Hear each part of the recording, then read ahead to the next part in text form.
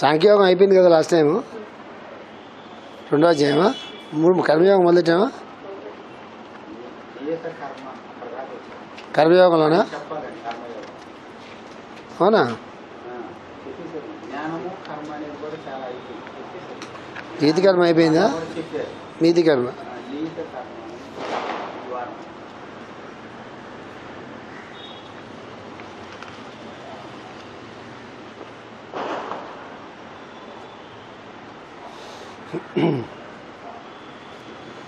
జ్ఞానేంద్రియములు మనస్సుచే నియమించబడి తమ కర్మల యందు కర్మేంద్రియములను వినియోగించి ఆచరించినచో కర్మయోగం ఆరంభమగును.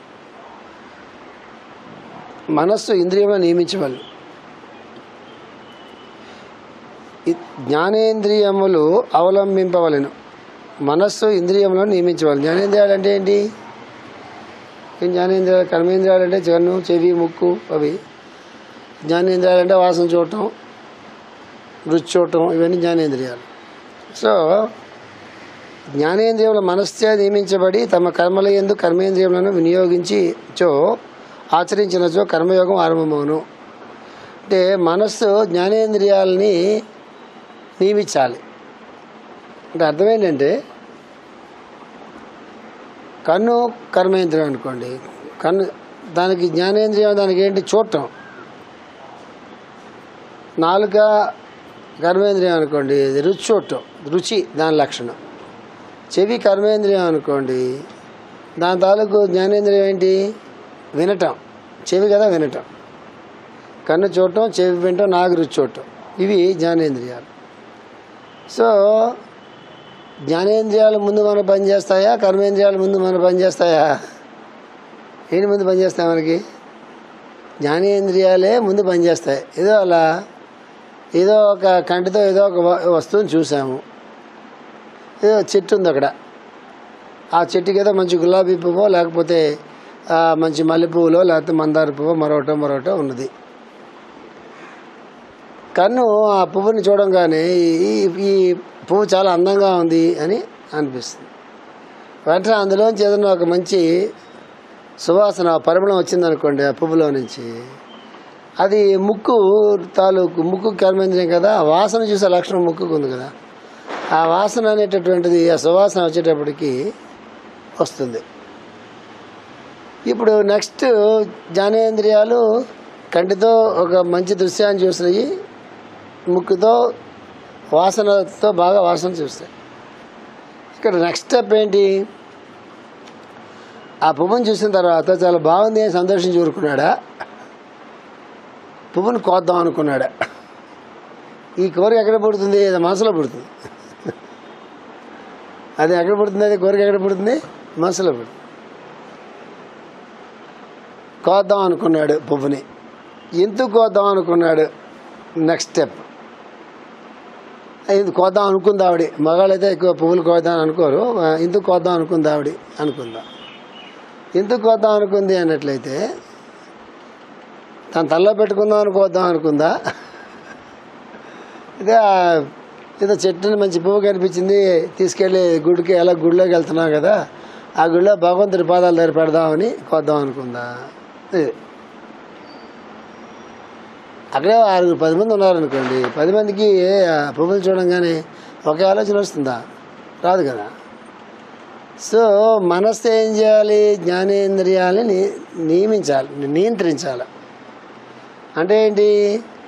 బాగుంది, ఎంజాయ్ చేసావు కదా, సంతోషించావు కదా, పద. ఒకటి లేదు, కోయడానికి అవకాశం ఉంది, దానికి ఎవరు ఓనర్ లేరు, మన తోటలో చెట్టు ఏది అనుకుందాం, లేదా రోడ్డు మీద వెళ్ళిపోతుంటే పువ్వులు కనిపించాయి, పక్కింట్లో అయితే వేరే విషయం కనిపించినాయి. ఆ పువ్వుని తీసుకెళ్ళి దేవుడి దగ్గర పెట్టాం. సొంత ఇంట్లో పువ్వు అయితే పర్లేదు, తల్లో పెట్టుకున్నా, తన ఇంట్లో పువ్వులే కాబట్టి తల్లో పెట్టుకున్నా అభ్యంతరం ఏమి ఉండదు. పక్కింట్లోకి వెళ్ళి పువ్వులు తీసుకుని తల్లో పెట్టినాం అనుకోండి, చేయకూడదు మరి కదా. అది అదన్నమాట. అంచేత జ్ఞానేంద్రియములు మనస్సుచే నియమించబడి తమ కర్మల యందు కర్మేంద్రియములను నియోగించి ఆచరించినచో కర్మయోగం ఆరంభమగును. అంటే జ్ఞానేంద్రియాలని మనస్సు నియమించి చెప్పాలి, ఇది చేయొచ్చు చేయకూడదు అని చెప్పాలి. అదే ప్రహ్లాదుడు పద్యం ఉంటుంది కదా, ఈ చేతులతో ఈ చేతులతో పూజించినటువంటి చేతుల హరినామాన్ని విన్నటువంటి ఆ చెవుల హరినామాన్ని పలకనటువంటి ఆ మాటల నింట చూస్తారా? ఆ యాటిట్యూడ్ అనేటటువంటిది మనసులో ఉన్నట్లయితే ఈ జ్ఞానేంద్రియాలని ఎట్లా నియమించుకోవాలి, అసలు జ్ఞానేంద్రియాలు కర్మేంద్రియాలు కలిసి మనస్సు అధ్యయనంలో ఎలా ఉండాలి అంటే, మనస్సు ఆయన అధ్యయనంలో ఉంటే మనస్సు అధ్యయనంలో జ్ఞానేంద్రియాలు, జ్ఞానేంద్రియ అధ్యయనంలో కర్మేంద్రియాలు ఉంటాయి, లేకపోతే ఉండవు. కర్మయోగం ఎలా మాస్టర్ మంచి ఏం చెప్పారంటే, కర్మయోగం ఎలా ప్రారంభించబడుతుంది అంటే, ఇది మాస్టర్ టీచింగ్లో ఉండే బ్యూటీ. అది సత్కర్మ చేయండి, మంచి పనులు చేయండి, అవి చేయండి, ఇవి చేయండి అంటే ఎప్పుడు ప్రతిసారి చెప్పేటటువంటి సూత్రాలు ఇవి. ఆ సూత్రాలు తెలియక మనం చేయకుండా పనులు చేస్తామా? తెలియక కదా, మనకి తెలియకుండా మనం తప్పులు చేస్తామా? సాధారణంగా తప్పులు చేసేవాళ్ళు 100కి 90% తెలిసి తప్పులు చేస్తారు. ఆ తప్పులు చేసేవారికి బలహీనతలు ఉండొచ్చు, మోటివ్స్ ఉండొచ్చు, క్రౌర్యం ఉండొచ్చు, స్వార్థం ఉండొచ్చు, మరొకటి ఏదో ఉండొచ్చు. తెలియక తప్పులు చేసే చాలా తక్కువ ఉంటాయి, తెలిసి చేసే తప్పులే చాలా ఎక్కువ ఉంటాయి. సో మాస్టర్జీకి కర్మయోగానికి సులువు ఏం చెప్తున్నారంటే, జ్ఞానేంద్రియములు మనసుతో నియమించబడాలి అన్నారు. ఎప్పుడన్నా మీరు వింటే అదేంటిది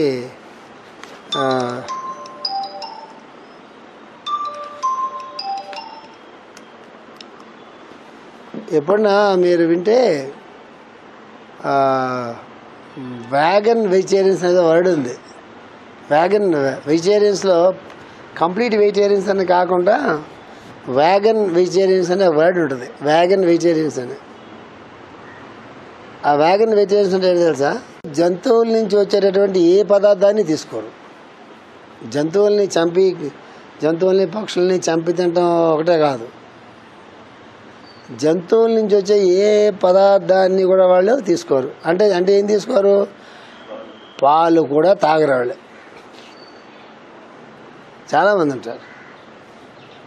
నాగార్జున వాళ్ళ ఆవిడ అమల ఆ టైపే. నాగార్జున ఉన్నాడు కదా సినిమా హీరో, ఆయన వైఫ్ అమల వ్యాగన్ అదే వర్ణం గుర్తు నాకు, ఆ వెజిటేరియన్ అమ్మాయి. అట్లా ప్రపంచంలో చాలామంది ఉంటారు. అంటే గుడ్లు అవి తినకపోవడం కాదు, పాలు కూడా తాగరాళ్ళు. పాలు తాగారంటే వెన్న, నెయ్యి, ఏదైనా సరే యానిమల్స్లోంచి కానీ బర్డ్స్లోంచి కానీ వాటిలోంచి వచ్చేటటువంటి ఏ ఫుడ్ వాళ్ళు తీసుకోరు. వెజిటేరియనిజంలో అసలు పరాకాష్ట అనమాట. అర్థమవుతుందా? ఇప్పుడు జ్ఞానేంద్రియాలని మనస్సు కంట్రోల్ చేయడానికి అర్థమేంటి తెలుసా? చూడకూడని దృష్టిని చూస్తుంది, కన్ను ఆనందిస్తుంది, మనసు ఆనందిస్తుంది. కంటికి ఆనందించే లక్షణం ఉంటుంది కదా. కన్ను చూస్తే కదా మనసు ఆనందిస్తుంది, మనసు చూడమంటే కదా కన్ను చూస్తుంది, అంతే కదా. సో అంచేత ఒకవేళ కన్ను ఒక దృష్టి సడన్గా పడిన తర్వాత కదా కమ్యూనికేషన్ మనసుకి వెళ్తుంది. దృశ్యం మీద కన్ను పడిందండి, కన్ను పడిన తర్వాత కదా ఆ దృశ్యం తాలూకు రిఫ్లెక్షన్ మనసు మీదకి వెళ్తుంది. అక్కడ ఇష్టపడబోడు ఉంటుంది. సో ముందు పడింది కదా. అంచేత కన్ను పడిన తర్వాత మెసేజ్ మనసుకి వెళ్ళంగానే మనస్సు ఇక చూడబాక చాలే పద అని చెప్పాలన్నమాట జ్ఞానేంద్రియానికి. ఏదో మంచి హోటల్ నుంచి వెళ్తున్నాం, గుమ్మగుమ్మలన్నీ మనకి బాగా వస్తున్నాయి లోపు నుంచి. వచ్చిన తర్వాత ఇంక పీల్చిన చాలే పద, ఇది మన ఫుడ్ కాదులే అని మనసు ఎవరు చెప్పాలి? ముక్కు వాసన చెప్పాలి. ముక్కు ఊరుకుంటుంది, ఇమ్మీడియట్గా లాలాజాలు ఊరుతుంది మనకి. నేను నచ్చిన ఫుడ్ అయితే ఇక ఊరించాలే పద అని చెప్పితే మనసు చెప్పగలిగితే జ్ఞానేంద్రియం ఉంటుంది. అందుకు ముందు మనసు నియమించబడాలి. మనసు నియమించిన తర్వాత చెప్తారు మాస్టర్. ముందు ఏం చేయాలి? ముందు జ్ఞానేంద్రియాలని మనసు నియమించి అప్పుడు కర్మేంద్రియాలను నియోగించి ఆచరించినచో కర్మయోగం ఆరంభం. అప్పుడు కర్మేంద్రియాలు నియోగించాలన్నమాట. ఏ పని చేయొచ్చు, ఏ పని చేయకూడదు అని. జ్ఞానేంద్రియాలు ఆపితే కర్మేంద్రియాలులోకి రాదు. ఇక్కడ చాలా పెద్ద ఇది చిన్న విషయం కాదు అది. ఇప్పుడు ఎవరైనా కోపం వచ్చి లంపగా కొట్టామండి, లెంపకాయ కొట్టడం అనేది చాలా చిన్న విషయం. లేదా కోపం తిట్టామండి, తిట్టడం కొట్టడం, లేదా చిన్నపిల్లనో లేదా ఎవరినో కొట్టడం లేదా ఎవరినో తిట్టడం అనేది చాలా చిన్న విషయం అనిపిస్తుంది. ఎంత మెకానిజం జరుగుతుంది తెలుసా? ఏదో మన నచ్చినటువంటిది ఏదో జరిగింది అక్కడ, అది వెంటనే జ్ఞానేంద్రియాల్లో ఏదో ఒకటి రియాక్ట్ అవుతాయి అక్కడ ముందు.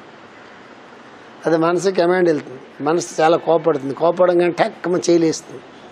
ఇవన్నీ కూడా స్ప్లిట్ సెకండ్లో జరిగిపోతాయి.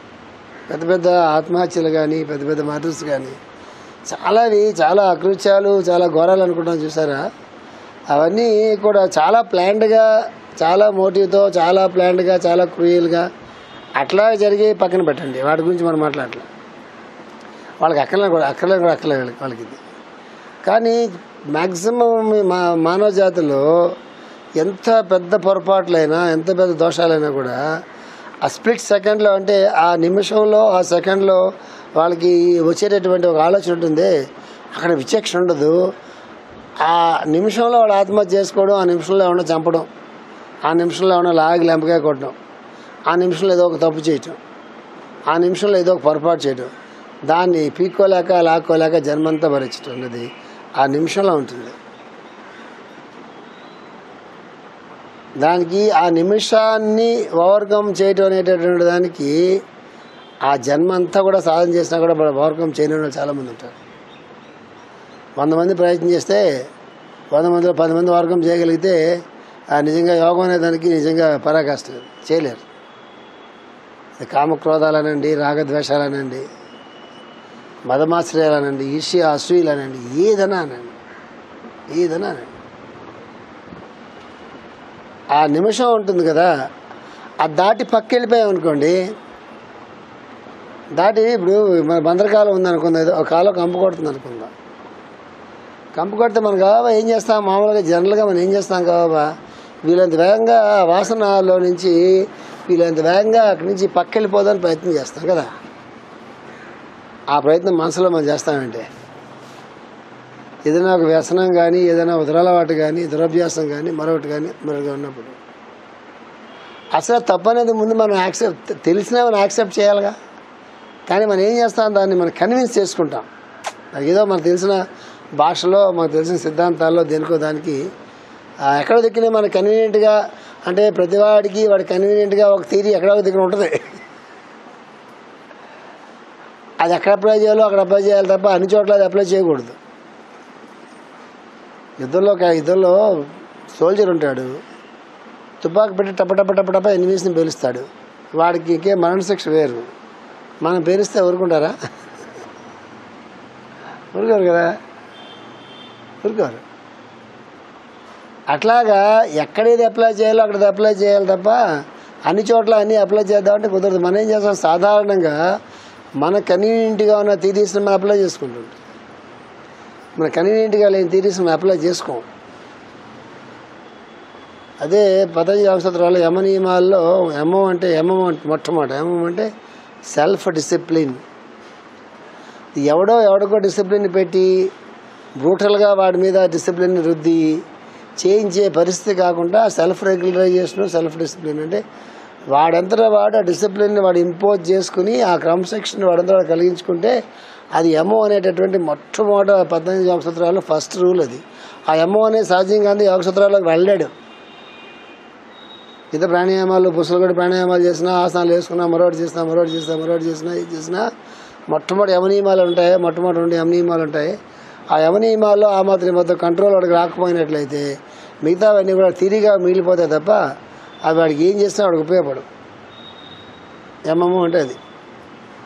సో కర్మయోగాలు అలా ప్రారంభించాల్సిన జ్ఞానేంద్రియాలని మనస్సు నియమించి, ఆ తర్వాత కర్మేంద్రియాలని నియమించి ఆ ప్రకారంగా పనులు చేస్తే, చేతితో పనులు చేసినా, ఇప్పుడు ఉదాహరణకి కాళ్ళు ఉన్నాయి, కాళ్ళ బలం బాగుంది అనుకుందాం, ఎంత దూరం నడవచ్చు అంటే నడవచ్చా?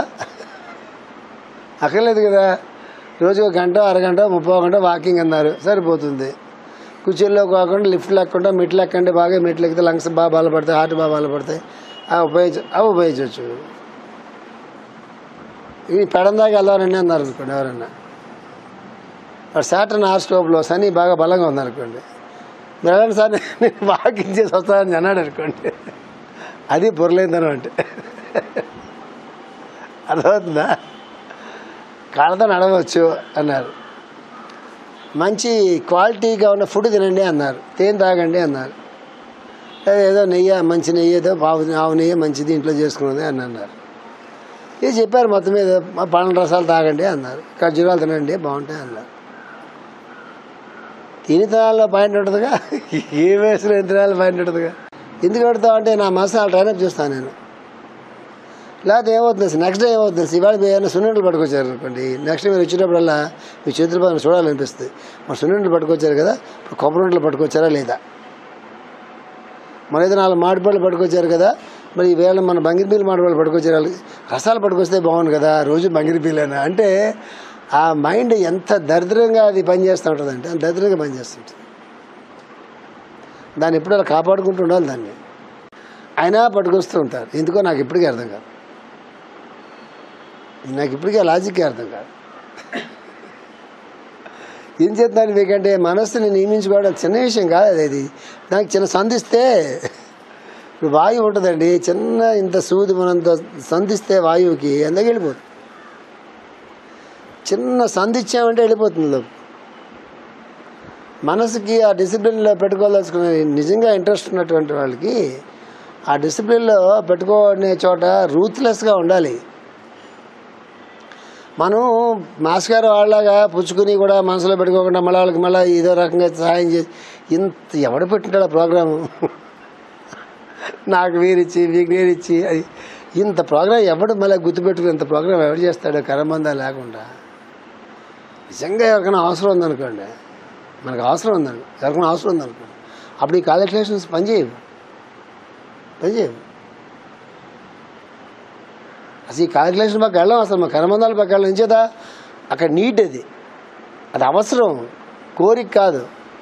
ఆతరాళ్ళ కోరికలు నేను చేయను, చాలామంది చాలా ఆతరాళ్ళ కోరికలకి నాకేదో చిన్నగా మంచి కారు అనుకోండి, లేదు ఇంకా ఏదో లక్ష్మీ అల్లుడికి అమెరికాలో పెద్ద కారు ఉందని తెలిసింది, నేను గురువుగారు అంటాను ఆయన శిష్యుడికి ఎంత పెద్ద కారు, గురువుకి ఎంత పెద్ద కారు అని చెప్పేసేసి ఈ కారు అమ్మేసేసి తర్వాత 2 లక్షలు ఇవ్వండి అని పెద్ద కారు కొనుక్కుంటారని అనుకోండి, మీరు ఇవ్వచ్చా? గోటు హెల్లని చెప్పి ఊరుకోవాలి. అది గురువు అయితే అండి ఎవడైతే అండి ఎందువల్ల కారు ఎందుకు ఊరు తిరగడానికి, దారిలో పేజీ పెట్టకుండా ఉండడానికి మంచి కారు, పేజీ పెట్టని కారు, లగ్జూరియస్ కారు కావాలా, ఎందుకది డబ్బులు ఉంటే కొనుక్కుంటే వేరే విషయం, డబ్బులు లేకుండా ఎందుకు కావాలి? సడన్గా ట్రైనింగ్ మీకు వస్తుందా? రాదు. అది అగ్గిపుల దగ్గర నుంచి మొదలుపెట్టి చిన్న సైజు చూడు, మామిడికాయలు చూడండి ఎంత కక్కుతు పడిపోతారు, సపాటి పళ్ళు పెట్టిన ఎంత కక్కుతు పడిపోతారు. అది పెద్ద పండు చిన్న పండు పెట్టి చూడండి, భగవద్గీత బ్యాచ్కే పెట్టి చూడండి. అసలు మిమ్మల్ని మీరు ప్రశ్నించుకోండి, అసలు మీ మామిడిపళ్ళు కాదు, మీకు ఏదో ఇష్టమై ఉంటుంది, మీ జాంకాయలు ఇష్టమై ఉంటుంది. అందులో ఏ జాంకాయ బాగా పండింది, ఏది బాగా పండలేదు. పుస్తకాలు ఏంటి వచ్చి మీకు ఏదన్నా అర్థమవుతుందా? మీకు ఏది ఇష్టం అది పెట్టంగానే మీకు ఇమీడియట్గా అని ముందు ఇలా అని ముందు ఇలా కళ్ళు పళ్ళు అని ఇలా అయిపోతాయి. ఉన్న దాంట్లో బెటర్ ఏదో ఆ ట్రైనింగ్ సడన్గా వచ్చేప్పుడు వచ్చేస్తుంది అండి. ఇలా చూసి ఒకసారి బాగున్నాయండి, అంతేకాదు నా భోజనానికి వెళ్ళినప్పుడు ఏంటి బాగా చేశారండి కూర అన్నాం అనుకోండి, వెంటనే ఏం అడుగుతారు తెలుసా వాళ్ళు, మీరు కొంచెం వేయమంటారా అని అడుగుతారు. నెక్స్ట్ టైం వాళ్ళు అడగకుండా ఏం చేయాలి తెలుసా, నేను బాగుందని మాత్రం చెప్పానండి, మళ్ళీ వేయమని కాదు అని చెప్పి నేనైతే ఒకటి యాడ్ చేస్తా. బాగున్న ప్రతిదీ మళ్ళీ తినాలని రూల్ ఏం లేదండి, బాగుంది అంతే. బాగుంది కాబట్టి ఆకలి లేకపోయినా కొంచెం ఎక్కువ తిని అట్లా చేస్తే ఆరోగ్యానికి మంచిది కాదండి. బాగుందంటే బాగుంది అంతే, ఫినిష్. నెక్స్ట్ టైం అలా మనం అడగకూడదు. సెకండ్ టైం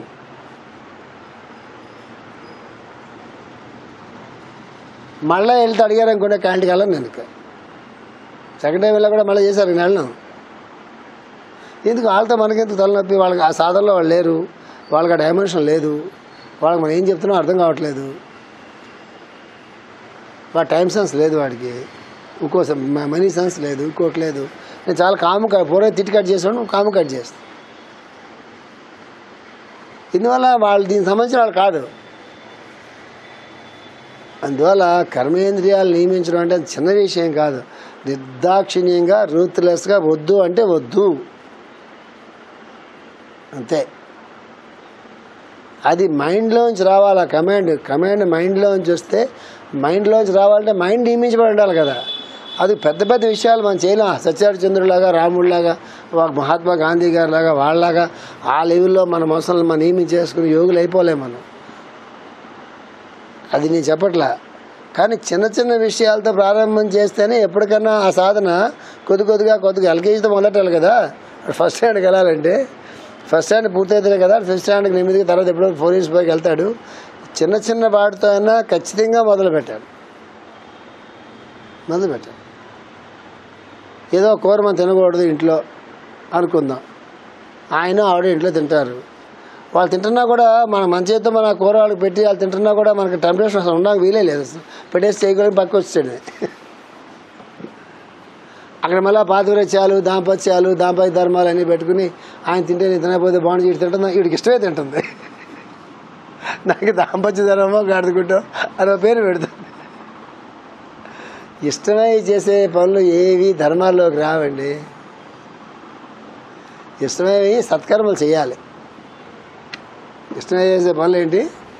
సత్కర్మలు చేయాలి, యజ్ఞార్థమైనటువంటి కర్మలు చేయాలి, ప్రపంచానికి పనికొచ్చేటువంటి మంచి పనులు చేయాలి, క్రమశిక్షణకు సంబంధించినటువంటి మంచి పనులు ఇష్టంగా చేయాలి, యోగానికి సంబంధించిన పనులు ఇష్టంగా చేయాలి, భగవద్ ఆరాధనకు సంబంధించిన పనులు ఇష్టంగా చేయాలి.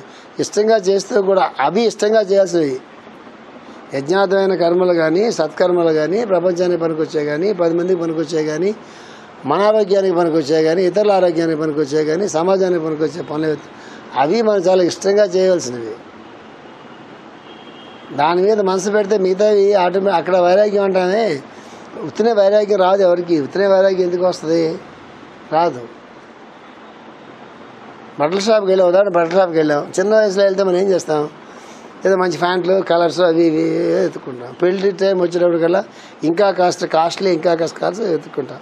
పెళ్ళి అయిపోయింది, పిల్లలు పుట్టారనుకోండి, పిల్లలు పుట్టిన తర్వాత మన మైండ్ బాగా మనం ఎత్తుకునే మైండ్ ఉంటుంది. అదేం చేస్తుంది? పిల్లలకి ఏమైనా మంచి పాటు కొని పెడతామా, మంచి కలర్స్ కొని పెడతామా అని అనుకున్న తర్వాత మనం కొనుక్కుంటాడు కల్లా మనకు అది కాస్ట్ ఎందుకులే, పిల్లలు వచ్చారు కదా పిల్లలకి కొని పెడదాం అనేటువంటి మైండ్ వస్తుంది. ఇంకొంచెం పెద్ద అనుకోండి, ఇప్పటికి పట్టు చీరలు లేదా పట్టు పంచులు ఇవన్నీ ఎక్కడ చేస్తాంలే కానీ అది కాటన్ బట్టలు కొనుక్కుంటే అన్ని సీజన్లో వేసుకోవచ్చు, శుభ్రంగా చలికాలంలో వేసుకోవచ్చు, వేసవికాలంలో వేసుకోవచ్చులే కానీ మైండ్ అట్లా వైరాగ్యం రావాలి. ఇంకా దునపోతులాగా 60 years వచ్చి 55 years దాటిపోయి 70 yearsకి వచ్చి ఇంకా సన్నాసుల్లో వెళ్ళి ఇంకా అవే కాస్ట్లీ బట్టలు, అవే కాస్ట్లీ వస్తువులు, అదే కాస్ట్లీ జీవితాలు అటపోయింది అనుకోండి, ఆ జీవితానికి వైరాగ్యం రాదు. మళ్ళీ బంగారాలు ఇంకా చాలక దీనికి ఇవన్నీ. అందువల్ల సాధనలో ఉన్నటువంటి వాడి తాలూకు జీవన విధానం ఒకలాగా ఉంటుంది. సాధనలో లేనటువంటి వాడు ఎన్ని భాగవతాలు చదువుకున్నా, రామాయణాలు చదువుకున్నా, భగవద్గీత చదువుకున్నా, సాధనలో లేనటువంటి వాడి జీవితం ఇంకో రకంగా ఉంటుంది. వాడు మనకన్నా అద్భుతంగా లెక్చర్లు ఇవ్వచ్చు, వేరే విషయం. అంతా అయిన తర్వాత ఈరోజు కలెక్షన్లు ఎంత అని ఉంటుంది వాడికి. అంతా అయిపోయిన తర్వాత ఈరోజు కలెక్షన్ అంతా అన్న వీడికి నేను షాప్లో ఈరోజు సేల్స్ అంతా అనుకున్నాడు. ఏంటి తేడా తెలియగడుతున్నా?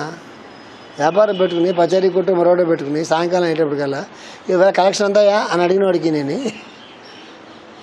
భగవద్గీత లెక్చర్ అంతా అయిపోయిన తర్వాత ఎంతయా హుండీలో ఎంత వేసారా, కలెక్షన్ అంతా వచ్చిందని అడిగినాడికి ఏంటి పెద్ద తేడా తెలియగడుతున్నా? ఒకటే కోరిక మనసులో కదా పుడుతుంది. పుస్తకంలో ఉండి పచారీ సామాన్లో ఉంటుందా? ఎక్కడ ఉంటుంది కోరిక? ఎక్కడ ఉంటుంది? మనసులో ఉంటుంది. ఇది కర్మయోగము ఆరంభ మగుడు అని చెప్పారు మాస్టర్. చూసి కర్మయోగం అని చెప్పలా. ఏం చెప్పారు?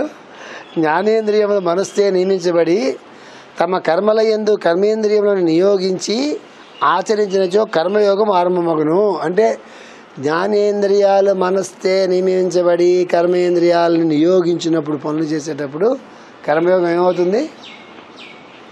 ఆరంభించబడుతుంది. కర్మయోగం చెప్పట్లే మాస్టర్, అర్థమవుతుందా? మనస్సు ఇంద్రియములను నియమించవలను, జ్ఞానేంద్రియములు అవలంబించవలను, కర్మేంద్రియములు ఆచరింపవలను. ఆ సీక్వెన్స్ వాడు ఎంతవా చెప్పారు. ఏంటి? మనస్సు ఇంద్రియములను నియమించవలను, జ్ఞానేంద్రియము అవలంబించవలను, కర్మేంద్రియములు ఆచరింపవలను. అనగా మనస్సు ఇంద్రియములతో కలిగి రాదు. ఇదే మన అడ్మినిస్ట్రేషన్లో కూడా ఈ రూలు సాధారణంగా ఫాలో అవ్వాలి. ఈ రూల్ ఎక్కడ ఫాలో ఎక్కడైతే ఫాలో అవడానికి వీలు లేదో, ఎవరు ఫాలో కావట్లేదో అక్కడ ఆర్గనైజేషన్ దెబ్బతింటుంది.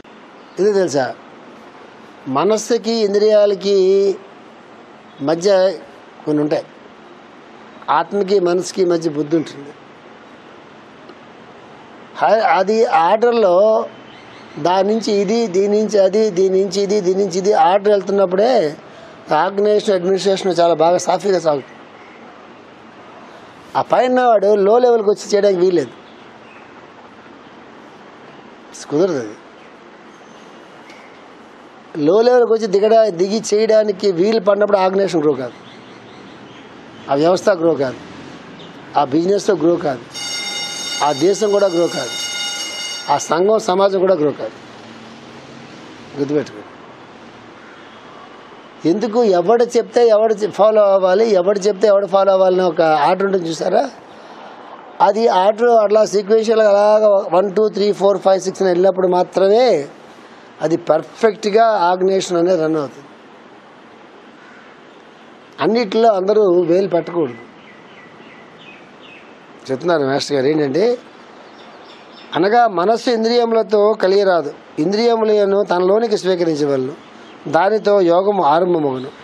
కంటి ఎదుట అందమైన వస్తువు ఉన్నప్పుడు ఆ వస్తువును కన్ను చూచుచుండును, అనగా కంటి ద్వారమున మనస్సు చూచుచుండును. ఇది వ్యక్తి స్వభావ ప్రేరణమగు కర్మ సంకల్పము. దీనివలన చూచుటి కర్మ జరుగుతున్నది. అప్పుడు ఆ వస్తువునందు అతనికి రాగద్వేషములు ఏర్పడుచున్నవి. వానిని పరిహరించుటకు కన్ను మూసినను మనస్సు చూచుచునే ఇండును. అది కర్మ మానుట కాదు, రాగద్వేషములు అంటుట మానలేదు. అట్లు కాక మనస్సు మరి యొక్క ఉత్తమ సంకల్పము చే ఆకర్షింపబడినప్పుడు చూచుటయను కర్మయందు ప్రవర్తించిన మానును. కన్ను తెరచియునను కంటి ఎదుటి వస్తువే కనిపించినప్పుడు రాగద్వేషముల ప్రసక్తియే లేదు. మాస్టర్ గారు ఎక్స్ప్లెయిన్ చేస్తారు. అదే పువ్వు ఎగ్జాంపుల్ మాస్టర్ గారు చెప్పారు. ఏం చెప్పారు, చూడొద్దు కళ్ళు మూసుకో అన్నాను. కళ్ళు మూసుకుంటే కంటికి కనిపించదు కానీ మనసు కనిపించదు, వారేస్తుంది. అది మళ్ళీ వెతుక్కుంటూ అక్కడికి, ఇవాళ కాదు రేపు పొద్దున వెతుక్కుంటూ అక్కడికే వస్తుంది. సో దాన్ని చూడడం మానేమని చెప్పి కన్నుని బలవంతంగా కన్నుని ఇంద్రియాన్ని బలవంతంగా ఆపసి నువ్వు చూడబోక అంటే, చూడబోక అన్నదాన్ని ఎంతవరకు అది శాస్త్రం, అది కొంతసేపు చూడడు కానీ మనసు దాన్ని చూస్తూ ఉంటుంది. ఇక మాస్టర్ గారు ఒక మంచి ఎగ్జాంపుల్ చెప్తారు, ఏదో ఇంగ్లీష్ ఏదో లెక్చర్లో చెప్తారు. గురువు స్నానానికి శిష్యులను తీసుకెళ్ళేట నదికి. తీసుకెళ్ళిన తర్వాత ఒక శిష్యుని పిలిచేవారు, అరే నేను చెమ్ము మర్చిపోయాను, కమండలో మర్చిపోయాను, స్నానం చేయాలి కదా, నువ్వు గబాబా వెళ్ళి పట్రా, నా ఆశ్రమానికి వెళ్ళి పట్రా అంటాడు. పట్రా అన్న తర్వాత వాడు ఆశ్రమానికి వెళ్ళి మొత్తం అంతా వెతుకుతాడు, ఆశ్రమం అంతా వెతుకుతాడు. ఎక్కడ వాడికి చెంబు కనిపించదు. గురుగారు దగ్గరికి వచ్చి, గురుగారు మీ చెంబు కనిపించట్లేదు అండి అని చెప్తాడు. కనిపించిన చెంబుని ఎట్లా వెతికేవరా అని అడుగుతాడు. కనిపించిన చెంబుని ఎట్లా వెతికేవని అడుగుతాడు. వీడికి అసలు ఆ ప్రశ్నే అర్థం కాదు. అర్థమైంది అంటే వాడి బుర్రగొక్కుని మీరు వెతకమని చెప్పారు కదా, నేను వెతకమని చెప్పాను సరేనా, వాడు కనిపించలేదు కదా, కనిపించిందని ఎలా వెతికావు నువ్వు అని అడిగాడు.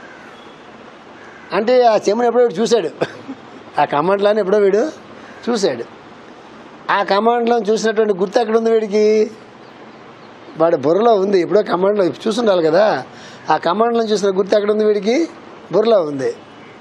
వీడు ఆ గదంతా వెతికిన తర్వాత ఏ చెంబుని వెతుకుతున్నాడు వీడు, గదిలో ఉన్న చెంబుని వెతుకుతున్నాడా, బుర్రలో ఉన్న చెంబుని వెతుకుతున్నాడా?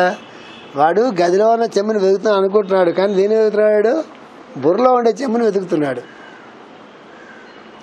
ఆ చెంబు మర్చిపోయాను రా, నా బ్యాగ్లో ఉంది చెంబు, మర్చిపోయి అవసరం పంపించానన్నాడు.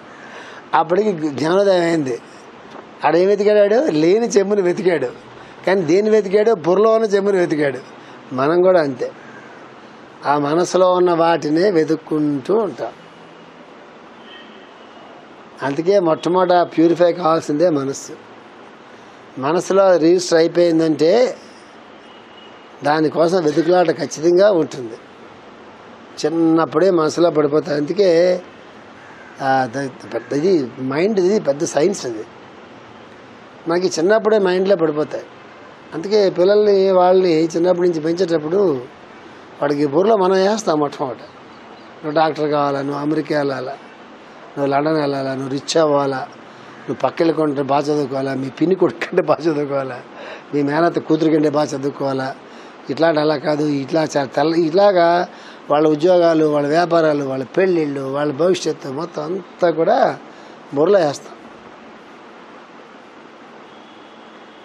వాడి జన్మంతా అవి క్యారీ చేస్తూనే ఉంటాడు. ఫుల్ఫిల్ అయితే ఆనందిస్తాడు, ఫుల్ఫిల్ కాకపోతే ఏడుస్తూ ఉంటాడు. సంస్కారం బాగుండకపోతే ఫుల్ఫిల్ అయితే అహంకరిస్తాడు, ఫుల్ఫిల్ కాకపోతే డిప్రెషన్లోకి వెళ్ళిపోతాడు. వాడు దీనికోసం చదువుకోవడం. బుర్రలో చదువు అంటే ఏదో ఒకటి ఉంది కదా, దానికోసం చదువుకుంటాడు. బుర్రలో వైఫ్ అంటే ఒకలా ఉండాలని ఉంది కదా, ఆ బుర్రలో ఉన్న దానికోసం ఇక్కడ వెతుక్కుంటూ ఉంటాడు. బుర్రలో వాడికి ఇల్లు అంటేనో కారు అంటే ఏదో ఒకటి ఉంటుంది కదా, వాడికి ఇలా ఉండాలని ఉంటుంది కదా, దాని గురించి ఇక్కడ వెతుక్కుంటుంటాడు. సాధ్యం అవుతుంది, సాధ్యం కాకపోవచ్చు. న్యూట్రల్ స్టేట్లో అంటే ప్రజెంట్లో లివ్ చేయి, నువ్వు ప్రజెన్స్లో లివ్ చేయి, ముందుకు వెళ్ళిపోబాక, ఫ్యూచర్లోకి వెళ్ళిపోబాక, పాస్ట్లోకి వెళ్ళిపోబాక, ఇవాళ ఏది ఉందో నీ ఎదురుగుంటా దాన్ని హ్యాండిల్ చేయ సక్రమంగా అనేటటువంటి ఉందే, అది చాలా లివ్ ఇన్ ద ప్రజెన్స్ అనేసి ఇంగ్లీష్లో వేస్తాం మనం. చాలా కష్టం అది. ఇంగ్లీష్లో బాగా ఎక్కువ వాడతారు, లివ్ ఇన్ ద ప్రజెన్స్ అని వాడతారు. వర్తమానంలో జీవించడం చాలా కష్టం అది. ఎప్పుడు కూడా మనకి ప్రీవియస్ అసోసియేషన్స్ కానీ, ప్రీవియస్ మెమరీస్ కానీ, ప్రీవియస్ ఎక్స్పీరియన్సెస్ కానీ, ప్రీవియస్ సారో కానీ ఏవైతే ఉంటాయో అవన్నీ మన మైండ్ ఎప్పుడు అవే వాసనలు అంటే అవి అలా ఖచ్చితంగా మన మైండ్ అంటుకునే ఉంటాయి. చెడు కావచ్చు, మంచి కావచ్చు. వాటి మీద నుంచే మన ఆలోచనలు కానీ, మన యాక్షన్స్ కానీ, మన థాట్స్ కానీ, మన ప్లాన్స్ కానీ వాటి మీదే డిపెండ్ అయ్యి ఉంటాయి. అందుకే మైండ్ని ఎప్పుడూ కూడా, ఇప్పుడు ఎగ్జాంపుల్ చెప్తారు మాస్టర్ గారు, ఎప్పుడు కూడా డస్టర్ పట్టుకుని నెక్స్ట్ టీచర్, ముందు టీచర్ ఏదైనా మంచి పాఠం చెప్పినా కూడా నెక్స్ట్ టీచర్ వెళ్ళినప్పుడు తన లెసన్ ఎక్స్ప్లెయిన్ చేద్దాం కూడా మొత్తం చెరిపేస్తాడు. చెరిపేసి బ్లాంక్గా పెడతాడు, నీట్గా క్లీన్గా పెట్టి తను చెప్తాను చెప్తాడు. మనం కూడా అందుకే మాస్టర్ గారు రాముడి గురించి చెప్పినట్టు పూర్వ భాష అనేదో పదం చెప్పేవారు ఆయన. నేను చాలా మాట చెప్పాను, మాస్టర్ చెప్పింది పూర్వ భాష కాదు, సారీ, ఏదో పదం చెప్పారు మాస్టర్ దానికి, ఏదో వర్డ్ సంస్కృతిలో వర్డ్ చెప్పారు. ఏంటి తెలుసా అది? రాముడు ఎవరిని కలిసి కూడా ఫ్రెష్గా కలుస్తాడు. పూర్వ భాషలో అందరికన్నా ముందు ఆయన పలకరిస్తాడు. ఎవరైనా మాట్లాడడానికి వచ్చినప్పుడు ఆయనే ముందు పలకరిస్తాడు. సైనికులైనా ఎవరైనా ఆయనే ముందు పలకరిస్తాట. అది కాదు ఇప్పుడు నేను చెప్పేది. ఇప్పుడు చెప్పదలుచుకుంది ఏంటంటే, ఎవరితో ఆయన మాట్లాడుతున్నా ఫ్రెష్గా మాట్లాడతాట. అంటే వాళ్ళ గురించిన ఈ ఇంప్రెషన్స్ పూర్వం ఉంటాయే, అవి మనసులో పెట్టి మాట్లాడేట, ఫ్రెష్గా మాట్లాడుతుంటాడు. అది మన సాధ్యం కాదు, సాధ్యం కాదు. అది ప్రయత్నం చేసినా సాధ్యం కాదు. ఎందుకంటే వాడితో మనకి ఏమో ఇబ్బందులు ఉంటాయి. వాడేదో మన ఏదో కత్తి కట్టాడు, మన మీద కుట్రలు పన్నాడు, మరొకటి చేశాడు. లేదా మన దగ్గర ఏదో 10,000 అప్పు పట్టుకెళ్ళాడు అనుకుందాం, ఉదాహరణ చేస్తాం. అప్పు పట్టుకెళ్ళాడు అనుకుందాం. అప్పు పట్టుకెళ్ళిన తర్వాత మళ్ళీ 10 days పైకి వచ్చాడు, సరుకు 10,000 ఇస్తారా అన్నాడు. ఫ్రెష్గా మాట్లాడడం అంటే కుదరదు కదా, ఆ 10,000 వాడు ఇవ్వలేదు కదా. నేను ఎగ్జాంపుల్ చెప్తా. ఆ ముందు ఇంట్లో ఉన్నప్పుడు నేను చాలా మాటలు చెప్పాను. ఆ ముందు ఇంట్లోనే ఉన్నప్పుడు ఎవడో తర్వాత 4 గంటలకు వచ్చి, ఆ పాండవ ఆలయంలో పెళ్ళి అవుతుంది, ఆ మంగళసూత్రాలు లేవు, 500 ఎంతో ఇవ్వండి అన్నాడు. నిద్రమత్తులో 4 గంటలకు నిద్రమత్తులో ఉండకపోతే ఎక్కడ ఉంటాం మనం? 4 గంటలు లేచి ఏంట్రా బాబు అంటే పెళ్ళి అయిపోతుంది ఎవరు చెప్పారు? 4 గంటలకు నా పేరు ఎవరు చెప్తారు చెప్పండి అడిగి. ఏదో పెళ్ళి కదా అన్నాడు, 500 రూపాయలు ఇచ్చాము. మరుసటి మా ఆంజనేయులు పిలిచి చూసిరా ఏంటి, నాకెందుకు సార్ అక్కడ దాకా సైకిల్ వేసి పోవాలి చిలకలపూడి దాకా. 4 గంటల పెళ్ళి అయితే, 5 గంటల పెళ్ళి అయితే 4 గంటల దాకా మనసులో లేకుండా ఎవడ ఉంటాడు అసలు. అది ఎవడో మీకు వేసాడు సార్, బాగా ఎవడో మీ పేరు చెప్పుకుంటారు, వేసాడు సార్ మీకు, మీరు ఎలాంటి వెళ్తా కానీ సైకిల్ దేవుడు సైకిల్ వేసుకుని చిలకలపూడి దాకా పోవాలి సార్, పెళ్ళేది అసలు ముహూర్తాలు వేసారు నేను రాత్రి అన్నాడు. అయిపోయింది. ఎప్పుడు జరిగి ఉంటుంది ఇది? 1985, 86, 80 ఎప్పుడో ఆ ముందులో ఉన్నప్పుడు జరిగి ఉంటుంది ఇన్సిడెంట్. అది సేమ్ ఇన్సిడెంట్ కరెక్ట్గా ఒక 15 days క్రితం అండి. వాడు ఎవడో ఉదయం మా స్కూల్కి వచ్చాడు, రాజుగారు ఉన్నారా అని అడిగాడు. లేరండి అన్నాడు, అర్జెంట్ కావాలన్నాడు. ఉదయం వచ్చాడు, లేదండి ఏం కావాలి మీకన్నా ఆయన పర్సనల్గా మాట్లాడాడు. టక్ ఎక్కి చేస్తున్నాడు, ఇంగ్లీష్లో మాట్లాడుతున్నాడు. తర్వాత ఈవినింగ్ 3 o'clock ఎంతకో వచ్చా, 3 o'clock 4 o'clock స్కూల్కి వచ్చా. క్లాస్లో కూర్చున్న తర్వాత వచ్చి మా ఆవిడకి చాలా సీరియస్గా ఉంది, హాస్పిటల్లో జాయిన్ చేస్తాను. ఎక్కడ హాస్పిటల్ అంటే ఈ వీచ్ చివర అన్నాడు. వీచ్ చివర జాయిన్ చేసిన హాస్పిటల్స్ ఏమన్నా, నేను ఫ్రాక్చర్ ఏమైనా అయిందా అని అడిగా.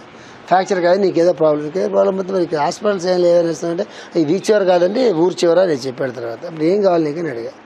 అర్జెంటుగా నాకు డబ్బులు 2000 రూపీస్ అంత కావాలి సార్, నాకు కెనరా బ్యాంక్ నా చెక్ ఉంది, కెనరా బ్యాంక్ అయినా కాదు కార్పొరేషన్ బ్యాంక్లో నా చెక్ ఉంది, ఆ బ్యాంక్ టైం అయిపోయింది. అయిపోయిన తర్వాత మరి నేను సోమవారం నాడు, ఇవాళ శనివారం ఏదో ఇవాళ ఏది చెప్పాడు మొత్తం మీద, సోమవారం నాడు చెక్ తీయంగానే చెక్ తెచ్చి నేను మీకు ఇచ్చేస్తాను, డబ్బులు తెచ్చి మీకు ఇచ్చేస్తాను సార్, అర్జెంట్ 2000 రూపాయలు కావాలన్నాడు. చాలా సీరియస్ ప్రాబ్లం చెప్పాడు. చెప్తే నేను ఇవ్వలేనయ్యా నీకు డబ్బులు, నేను అనుకోబాక వెళ్ళిపోవని చెప్పాను. అక్కడ దాకా వెళ్ళిపోయిన తర్వాత ఈ లోపలి ఈ మా చెప్పారా నాకు నా హార్స్కోప్లో ఉండేటటువంటి చాలా దరిద్రమైన లక్షణం ఏంటంటే, నా కింద పనిచేసే వాళ్ళు ఎవరు ఎఫిషియెంట్ పీపుల్ ఎప్పుడన్నా దొరకరు, మంచి వాళ్ళు దొరుకుతారు నాకు. ఎఫిషియెంట్ పీపుల్ ఆఫ్ నాకు దొరకరు నా లైఫ్లో. నాకు చాలా దౌర్భాగ్యం హార్స్కోప్లో. ఉదయం నుంచి అతన్ని మా అబ్దుల్లా చూస్తున్నాడు, మా పాను చూస్తుంది. ఆయన పంపించే ముందు సార్ ఉదయం తిరుగుతున్నాడు, వీడి బ్యాక్గ్రౌండ్ ఇది చెప్పాలి కదా, మనకు చెప్పాలి కదా, వాళ్ళు చెప్పరు ముందు. అయిపోయిన తర్వాత మళ్ళీ వచ్చాడు, మళ్ళీ పిలిపించాడు. ఈలో మా పావని వచ్చింది, లేదు మా ఆవిడ మీ స్కూల్లో పనిచేస్తుంది పూర్వం అని చెప్పాడు. ఏం చెప్పాడు, మా ఆవిడ మీ స్కూల్లో పనిచేస్తుంది విజయలక్ష్మి అన్నాడు. విజయలక్ష్మి అమ్మాయి ఎప్పుడు నా స్కూల్లో, నేను మర్చిపోతున్నాను పేర్లు అని చెప్పేసి, ఏం చేస్తుంది అంటే యూకేజీ టీచర్గా పనిచేస్తే 6 సంవత్సరాలు అయింది సార్, ఆవిడ చెప్తాను వచ్చాను లేదా అన్నాడు. సరే మా వాళ్ళు ఎవరన్నా పనిచేస్తే మాకు తెలుస్తారన్నారు. అప్పుడు మా పావని వచ్చి ఏం చెప్పింది, సడన్గా వచ్చి అడిగే గేట్ దగ్గర ఉన్నట్టున్నాడు, సార్ మా స్కూల్లో టీచర్ గారు పూర్వం ఒక ఆవిడ ఎప్పుడు పనిచేసేవారంట, ఆడికి ఏదో ఫ్రాక్చర్ అయిందో సంథింగ్ జరిగింది, హాస్పిటల్ జాయిన్ చేస్తారని చెప్పింది. ఆడు పిల్లి ఆడు వెళ్ళిపోతున్నాడు, పిల్లి అన్న. అంటే ఏంటి ఆడు చెప్పిన టీచరు ఈ టీచర్ ఒకటేమో అని, అయ్యో మనం ఇంత ఇక్కడ దాకా వచ్చిన తర్వాత చిచ్చి అన్నా ఏంట్రా అని చెప్పేసి అంటే చెప్తున్నాను మీకు. నేను మన వెనక్కి పిలిపించిన తర్వాత ఎక్కడ హాస్పిటల్లో జాయిన్ చేస్తారయ్యా అని అడిగా. అడిగితే ఊరు చివరి హాస్పిటల్ సార్, ఏదో సాయిప్రసాద్ హాస్పిటల్ అని చెప్పాడు. ఏంటి ప్రాబ్లమ్ అని అడిగా అంటే చెప్పాడు. నువ్వేం చెప్తున్నావు అమ్మ ప్రాబ్లం అంటే, ఈ పాని ఇంకో ప్రాబ్లం చెప్పింది, హెల్త్ ప్రాబ్లం. అదేంటి మా టీచర్ గారు చెప్తున్నా అంటే, నువ్వు వస్తాను నేను అబద్ధం చెప్పను సార్, మా టీచర్ గారు చెప్పినటువంటి ఇది వేరు సార్, ఆవిడ వేరు సార్, మా ఆవిడ వేరు సార్, కాస్త నేను అబద్ధం చెప్పను సార్, అయ్యో తప్పు కదా సార్ అంటున్నాడు. మంచిదే అబ్దుల్లా, ఒకసారి నువ్వు వెళ్ళి చూసిరా ఏంటో ప్రాబ్లం అంటే, వాడు ఇమీడియట్గా లేదు సార్, ఇమీడియట్గా షిఫ్ట్ చేయమని చెప్పారు సార్, హైదరాబాద్ విజయవాడకి షిఫ్ట్ చేశారు సార్, షిఫ్ట్ చేస్తేనేమో అప్పుడు నేను డబ్బులు పట్టుకొస్తానని చెప్పి ఆగాను సార్, నేను ఇలా అడుగుతున్నాను సార్, మీ బట్టలు అడుగుతున్నాను సార్, విజయవాడ షిఫ్ట్ చేస్తే 200 రూపాయలు సరిపోతాయి నీకు అంటే, అవును సార్ అన్నాడు. ఎవరైనా వెళ్ళిపో అన్నా. అప్పుడు అబ్దుల్లా అంటాడు వచ్చి, ఇదంతా అయిన తర్వాత అంటాడు వచ్చి, సార్ వాడు చెప్తున్న అబద్ధం సార్, ఎప్పుడు నేను ఎవరు వెళ్ళిపోవాలి అని తర్వాత చెప్తాడు, అబద్ధం సార్, చెక్కు మారలేని టైం అయిపోయింది చెప్పాడు కదా సార్, మార్నింగ్ 10 గంటలకు వచ్చాడు సార్, మార్నింగ్ 10 గంటలకు వస్తే ఆవిడ బ్యాంక్ ఉంటుంది కదా సార్, మరి వాడు నిజంగా డబ్బులు చెక్కులో ఉంటే తీసుకోవచ్చు సార్. ఎప్పుడు చెప్పాలి అది, నేను నిజంగా 2000 రూపాయలు ఇచ్చేసాను అనుకోండి, వచ్చి చెప్తాను. నిజంగా నా హార్స్కోప్లో ఆ పాయింట్ నాకు కనిపించట్లేదు, కానీ షార్ప్గా ఉండి షూట్గా ఉండి అసలు సిచ్యువేషన్లో నేను చెప్తాను తెలుసా, వాళ్ళు కాంపౌండ్లో బయటకు వెళ్ళిపోయిందా ఆకండి, నా దగ్గర వచ్చి ముందు చెప్పండి, లేకపోతే ఉన్నప్పుడు చెప్పండి, నాకే చెప్తాను. పేరెంట్ ఎవరైనా పారిచి వెళ్ళిపోయాడు అనుకోండి, ఆ కాంపౌండ్లో అంతా వెళ్ళిపోయిన తర్వాత అడిచాను సార్, నేను ఉన్నాను కదా దాన్ని పంపించేది, నేను మాట్లాడతాను కదా అంటే మాట్లాడు, ఎవరో తప్పు చేస్తాను, ఎందుకైనా చెప్పలేదు ఇక్కడ ఉన్నాం కదా అని చెప్పమని చెప్తా కదా, మాట్లాడతాం కదా అంటే వాడు కాంపౌండ్ నుంచి బయటకు వెళ్ళిపోయిందని చెప్తాను. వాళ్ళు తప్పటి ఉపయోగం లేదు, ఎందుకు తప్పటి ఉపయోగం లేదు, మన జాతకం అలాంటిది. ఏం చేస్తాను నీకంటే, ఇందాక ఫ్రెష్గా ఉండండి, ఏ పాయింట్కి ఆ పాయింట్ ఏంటి కుదరదు. నేను అప్పుడు దెబ్బతిన్నాను కాబట్టి, ఎప్పుడు దెబ్బతిన్నాను, ఆడవిడ మంగళసూత్రాలు దగ్గర 500 రూపాయలు, ఆ రోజుల్లో 80sలో మంగళసూత్రం 500 రూపాయలు అంటే చిన్న విషయం కాదు కదా. దెబ్బతిన్నది గుర్తుకొచ్చి అప్పుడు ఎంక్వైరీ చేస్తా. మీరు అడగవచ్చు మరి ఏ నిమిషానికి ఆ విషయం చెప్పారు కాదు అంటే, అందుకే సాధనలో చాలా కష్టం. అది ఎక్కడ ఏ సూత్రం అప్లై చేయాలి, ఎక్కడ ఏ ధర్మాన్ని అప్లై చేయాలి, ఎవరి దగ్గర ఏది అప్లై చేయాలి అనేటటువంటిది అది చాలా టైం పైకి తెలుస్తుంది. బట్టి పట్టేసేసి చిలక బగ్గులాగా చెప్పారు కదా సార్, మీరు మర్చిపోమని చెప్పారు కదా సార్ అంటే కుదరదు. అట్లా అది ఇక్కడ చెప్పాడు. అది రాముడు అట్లా ప్రవర్తించాడు, రాముడు అట్లా ప్రవర్తిస్తాడు, ఆయన ఎవరు ఏం చేయలేరు. మళ్ళీ ఎవరైనా మోసం చేయగలడు. కాబట్టి అలాగని చెప్పి రేపొద్దున ఎవడైనా వచ్చాడు అనుకోండి, నిజంగా అవసరం వచ్చాడు అనుకోండి, మీకు ఏం తెలుస్తుంది? అవసరం వచ్చినప్పుడు ఏం చేస్తుంది? కళ్ళు మూసుకుని ఇవ్వడం కాకుండా ఎంక్వైరీ చేసామని తెలుస్తుంది. అంతేగాని బుర్రలో క్యారీ చేయడం తెలుసా, మన దగ్గరికి ఎవరైనా అవసరం వచ్చిన పెద్దవాడు దొంగ అనడానికి కుదరదు. అది అది అర్థం చేసుకోవచ్చు. ఎవడో ఒకడు మోసం చేశాడు కాబట్టి, ఇద్దరు మోసం చేశారు కాబట్టి, మన దగ్గరికి అవసరంతో వచ్చిన పెద్దవాడు దొంగ అనుకుంటే మనకి చివరికి దొంగ నా పురుషలాగా అయింది. నా దగ్గరికి ఎక్కువ మంది ఆడే వస్తుంటారు కాబట్టి ఎప్పుడు చేసిన దొంగలే కనిపిస్తుంటారు. దాన్ని ఓవర్కమ్ చేయాలంటే చాలా కష్టమైపోద్ది. నాకు ప్రిన్సిపల్స్ అనేవి అంత ఈజీ కాదు, గుర్తుపెట్టుకోండి. ప్రిన్సిపల్స్ లేకుండా జీవిస్తే హ్యాపీగా జీవితం వెళ్ళిపోతుంది తప్ప ఒక ప్రిన్సిపల్ కట్టుబడి జీవించడం అంటే అది చాలా కష్టమైనటువంటిది. అందుకే మనం చాలామంది చెప్తాం, చిన్నవి ప్రాక్టీస్ చేయండి. ఒకసారి ప్రాక్టీస్ చేసిన తర్వాత మళ్ళీ వెనక్కి రావద్దు. అక్కడ చిన్నది తీసుకోవాలి ఒక ప్రిన్సిపల్, అది మళ్ళీ వెనక్కి రాకూడదు. నెక్స్ట్ స్టెప్ తీసుకోవాలి కంఫర్టబుల్గా, మళ్ళీ దాని పక్క వెనక్కి రాకూడదు. దాని నెక్స్ట్ స్టెప్ తీసుకోవాలి, అడిచి గీ పెట్టిన దాని పక్క రాకూడదు. స్మైల్ ఇచ్చి వదిలేయాలి, ఇరిటేటింగ్ వదలడం కాదు. నెక్స్ట్ స్టెప్ కూడా వదిలేసేయాలి, దాన్ని స్మైల్ ఇచ్చి వదిలేసేయాలి. స్మైల్తో వదలాలి తప్ప దాన్ని ఎవరికి పట్టు హఠయోగంలాగా వదలటం కాదు. అది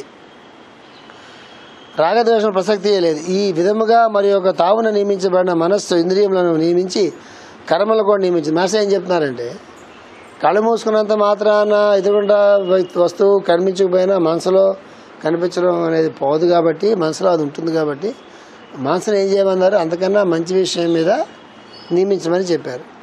త్రిగుణాత్మక అప్పుడు తెలియకే వ్యక్తి స్వభావం కూడా నియమించబడును. అప్పుడు తెలియకే స్వభావం వ్యక్తి నియమించబడుతుంది. అంటే ఉదాహరణకి మీకు సింపుల్ ఎగ్జాంపుల్ చెప్పాలంటే, ఆఫీస్ అయిపోయిందండి, 5 గంటల దాకా ఆఫీస్ ఉంది అనుకుందాం. ఆఫీస్ అయిపోయింది. కొంతమంది అలా తిన్నగా టెన్నిస్ కోర్టుకి వెళ్ళిపోతారు, కొంతమంది వాలీబాల్ కోర్టుకో ఫుట్బాల్ కోర్టుకో వెళ్ళిపోతారు, కొంతమంది షటిల్ కోర్టుకు వెళ్ళిపోతారు, కొంతమంది అలా తిన్నగా క్లబ్కి వెళ్ళిపోయి పక్కన టెన్నిస్ కోర్టు ఉన్నప్పుడు కూడా చీట్ల ప్యాక్ దగ్గర కూర్చుంటారు. కొంతమంది అలా వెళ్ళిపోయి ఒక బీరు 2 పెగ్గలు కొట్టి చీట్ల ప్యాక్ దగ్గర కూర్చుని అక్కడే అవి ఇవి తిని తాపీగా 8 గంటలు 9 గంటలకు వస్తారు. కొంతమంది అలా వెళ్ళి వెంటనే స్నానం చేసుకుని ఇంట్లో ఏమైనా సామాన్లు కావాలేమో కనుక్కుని వెళ్తూ ఏదైనా దారిలో గుడి ఉంటే గుడికి వెళ్ళేసి ఆ గుడిలో కాస్త ప్రదక్షిణాలు చేసి ఇంటికి వెళ్ళి పడుకుంటారు. ఇవన్నీ అభ్యాసాలే కదా. అంటే సాయంకాలం ఆఫీస్ అయిన తర్వాత వీడు ఏం చేస్తున్నారు? కొంతమంది మన వాళ్ళు ఏం చేస్తారు, సాయంకాలం అయిపోయిందిగా స్నానం చేసి సూపర్ డిస్పెన్సరీకి వచ్చి ఇక్కడ మందులు ఇచ్చుకుని తర్వాత వెళ్ళిపోతే ఏదో ప్రాబ్లం చేసుకుని ఇంటికి వెళ్ళిపోతారు. సో అభ్యాసాన్ని ఎటు నుంచి ఎటు మార్చుకోవాలి?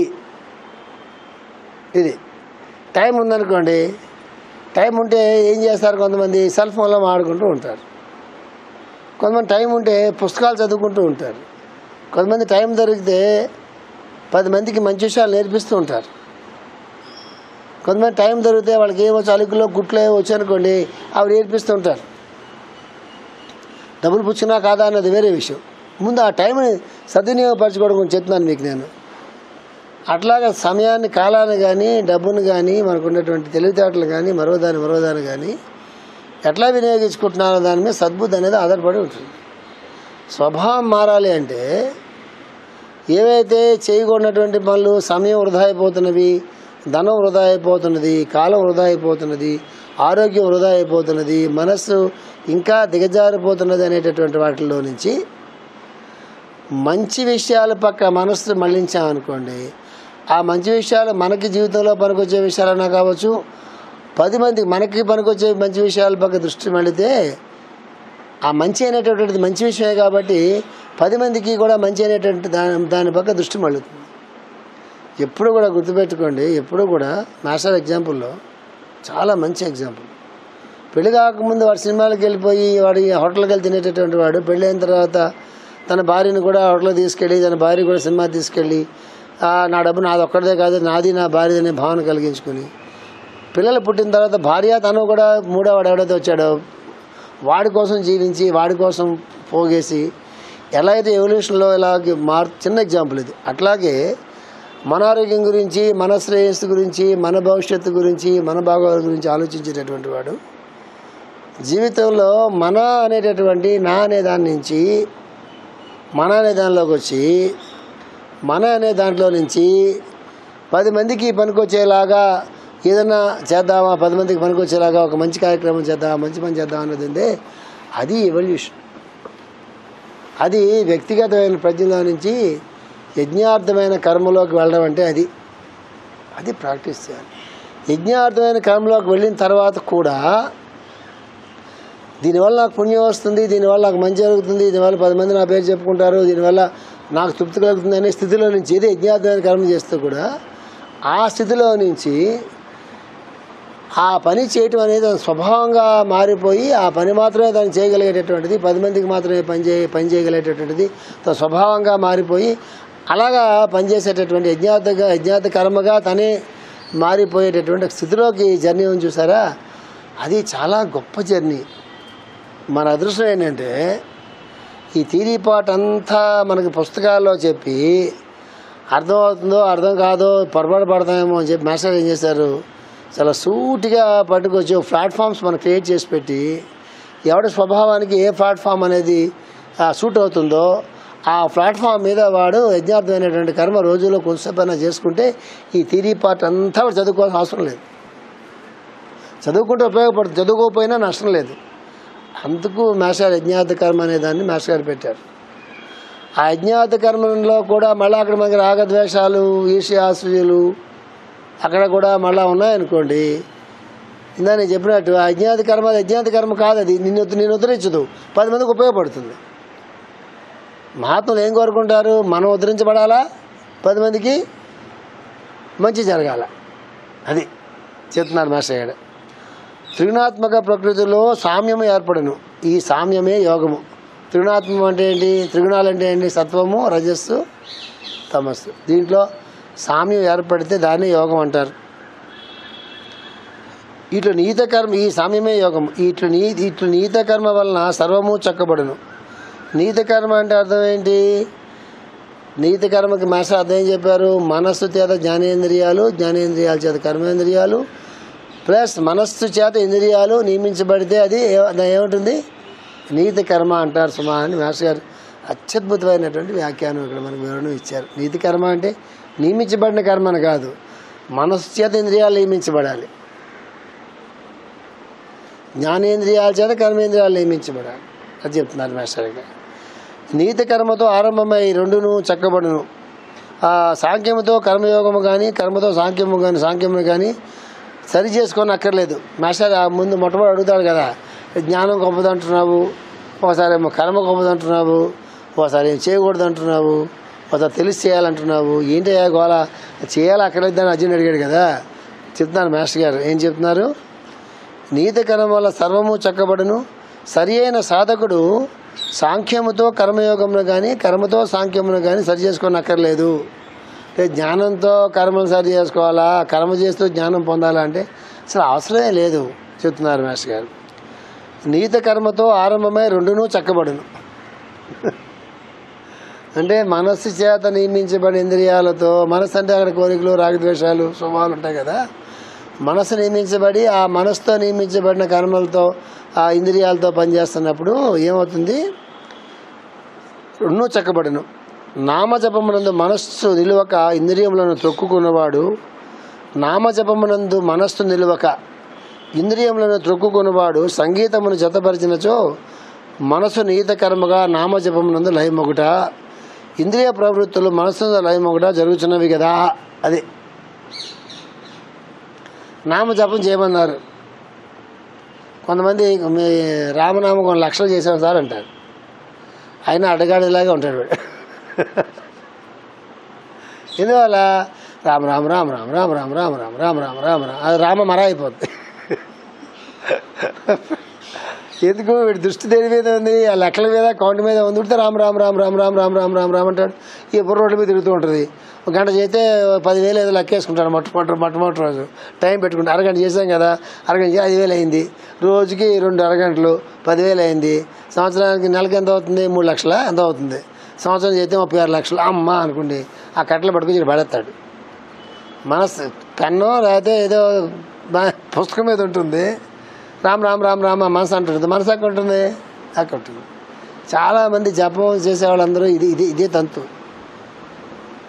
లేకపోతే ఏ నమ శివాయ మంత్రం, ఏ రామ మంత్రం నిజంగా ఎవడన్నా లక్షల సార్లు ఎందుకండి? యోగానందని ఒకసారి అడిగారు, క్రియాయోగంలో లెక్క ఉంటుంది, 20 సార్లు చేయాలి, 40 సార్లు చేయాలి, 50 సార్లు చేయాలి, ఏదో ప్రాణాయామం లెక్క ఉంటుంది. ఇప్పుడు క్రియాయోగంలో బాగా ముందుకెళ్తే వాడు ఉదయం 2 గంటల నుంచి తెల్లవారు 4 గంటల సేపు వాడు ఆ ప్రాణాయామం చేస్తాడు. నిద్రపోయినా మనకన్నా వాళ్ళు యాక్టివ్గా ఉంటారు. వాడు కొన్ని వేల సార్లు అయిపోతారు. 4 గంటల ప్రాణాయామం అంటే కొన్ని వేల సార్లు అయిపోతుందేమో తెలియదు. అప్పుడు ఒక ఆయన ఏంటి 2 గంటలు చేసేయాలి క్రియాయోగం, 2 గంటల నుంచి 6 గంటల 4 గంటలు సాధన చేయాలి. ఒక ఆయన అడిగారు, క్రియాయోగం ఉపదేశం సార్ చేశారు యోగానందులు గ్రూప్లో వాళ్ళు అనమాట. యోగానందుల వారు ఎన్నిసార్లు క్రియాయోగం చేస్తారు అని చెప్పి అడిగారు. ఇప్పుడు తెలుసా, యోగానందుల వారు 6 సార్లు క్రియాయోగం చేస్తారని చెప్పాడు. 6 సార్లు అంటే 6 సార్లు 6 SIX 6. 2 గంటల నుంచి 6 గంటల దాకా సాధన చేయాలి క్రియాయోగులు. ఏ స్థాయిలో అయినా, పెద్ద స్థాయిలో చిన్న స్థాయిలో చేయనియరు. 20 సార్లు చేస్తే 20 సార్లు చేయడానికి 10 నిమిషాలు 5 నిమిషాలు 10 నిమిషాలు పడుతుంది. 2 to 6 అలా పెంచిపోయిందా కొంతకాలం పైకి వాళ్ళు చేయడం 2 to 6 అంటే కొన్ని వేల సార్లు అయిపోతుంది. నాకు చెప్పినట్టు యోగానందులు ఎన్నిసార్లు చేస్తారు క్రియాయోగం, ఎన్ని ప్రాణాయామాలు చేస్తారంటే 6 సార్లు చేస్తారు గురూజీ అని చెప్పారు వాళ్ళు.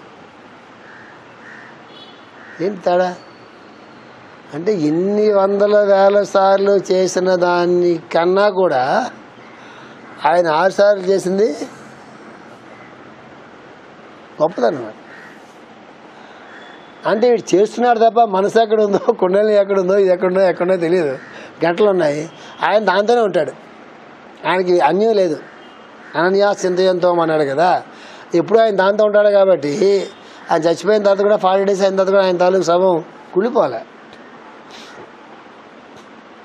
ఈ మధ్య చనిపోయిన వాళ్ళు కొంతమందిని చూస్తే, మహాయోగుల క్రమాలు చూస్తే ఇంజక్షన్లు చేసి అవి చేసి ఇవి చేసి నానా బాధలు పడి, చాలా బాధలు పడి ఆ బాడీని భక్తులు చూపిస్తే ఎక్కడ ఇబ్బంది పడతారో అని చెప్పేసి చాలా వీళ్ళు గత 3-4 yearsలో చనిపోయిన తర్వాత చెప్పకుండా శిష్యులకి భక్తులకి వాళ్ళకి చెప్పకుండా ఆ బాడీని కాపాడే గురించి కెమికల్స్ అన్ని పంపించి ఇంజక్షన్స్ చేసి ఈ బాడీని కాపాడడానికి నాన్న దెబ్బలు పడ్డారు.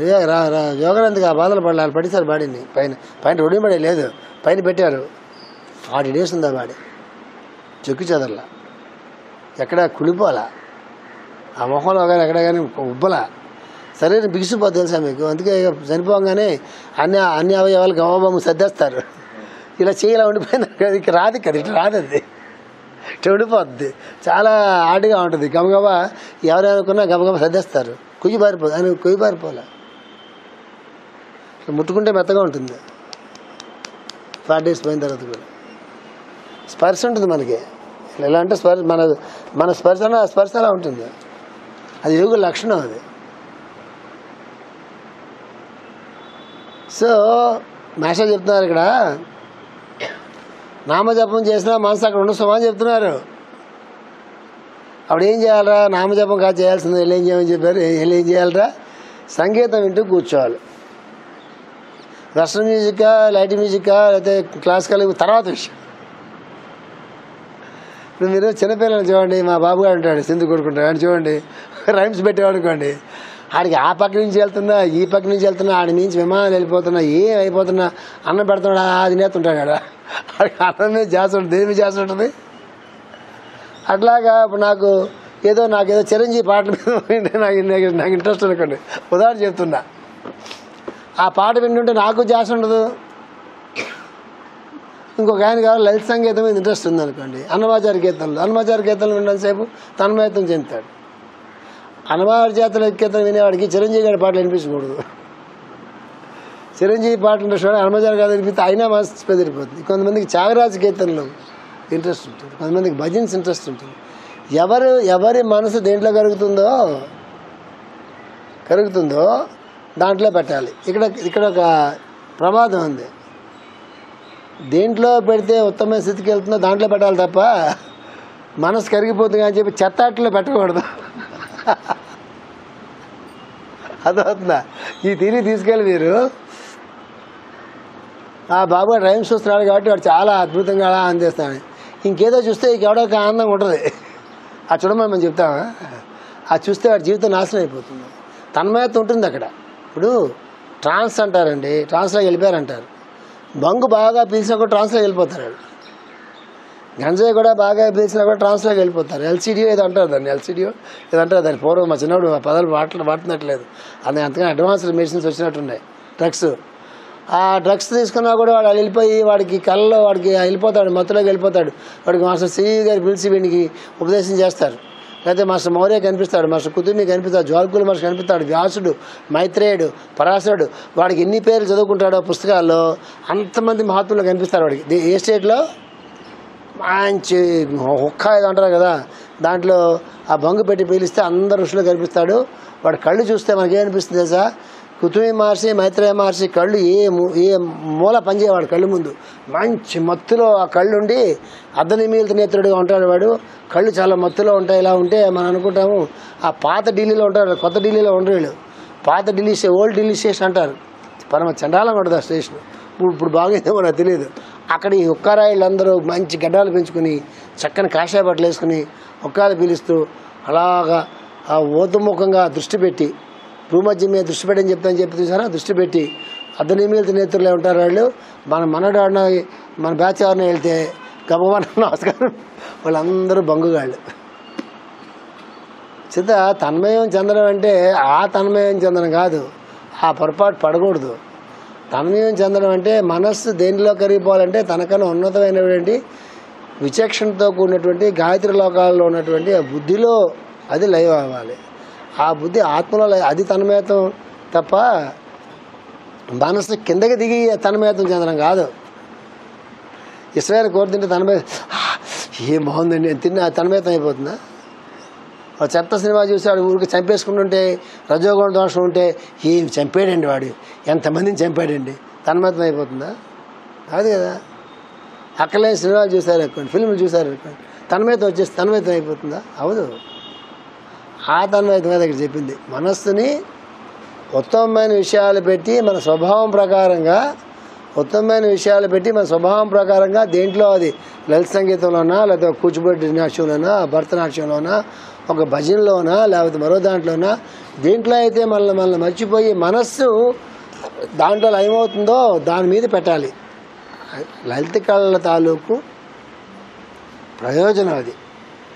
అందుకే ఎప్పుడు కూడా చిన్నప్పటి నుంచి పిల్లల్ని చదివించుకునేటప్పుడు ఈ పేరెంట్స్కి ఆ సంస్కారం లేక, ఆ బ్యాక్గ్రౌండ్ లేక ఎంతసేపు చదువు పట్టు ఇది చేయి ఏది అయిపోవాలి, నువ్వు ఐఐటీకి వెళ్ళిపోవాలి, అదే వెళ్ళిపోవాలని చెప్తారు. కానీ ఎవరి మనసు అయితే ఎవరికైతే కొంచెంసేపు ఆడుకుని కొంచెంసేపు డ్యాన్స్ చేసుకుని లేకపోతే అలాంటి కార్యక్రమాలు మనసు ఉంటుందో వాళ్ళ బిహేవియర్ ఖచ్చితంగా డిఫరెంట్గా ఉంటుంది.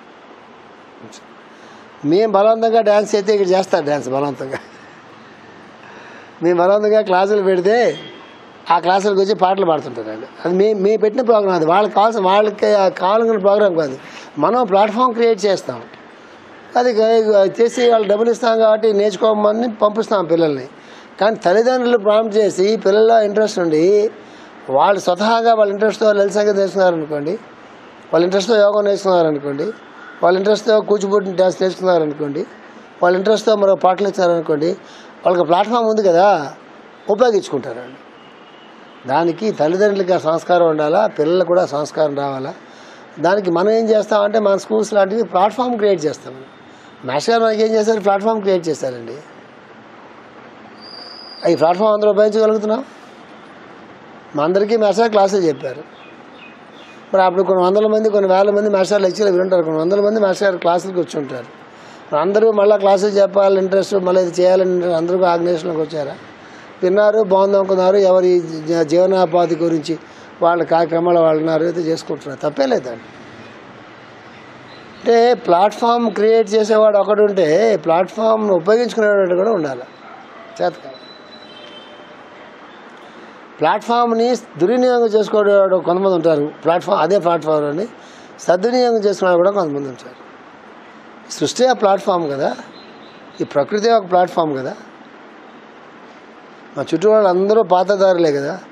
నీకు నచ్చిన పాత్ర నువ్వు తీసుకుని దాన్ని సక్సెస్ఫుల్గా ఆ పాత్ర రక్తి కట్టించగలిగితే ఒక ఫాదర్ గానో మదర్ గానో గురువు గానో శిష్యుడు గానో ఒక సాధకుడు గానో లేదా డాక్టర్ గానో ఒక హౌస్ వైఫ్ గానో లేకపోతే హస్బెండ్ గానో ఏదో సైనికుడు కానీ ఏ క్యారెక్టర్ మనకి ఇచ్చారో ఆ క్యారెక్టర్ని 100% మనం చేసుకుంటూ అందులో కర్తవ్యాలు కొన్ని ఉంటాయి, బాధ్యతలు కొన్ని ఉంటాయి, బరువులు కొన్ని ఉంటాయి, కంపల్సరీగా అటెండ్ కావాల్సినవి కొన్ని ఉంటాయి.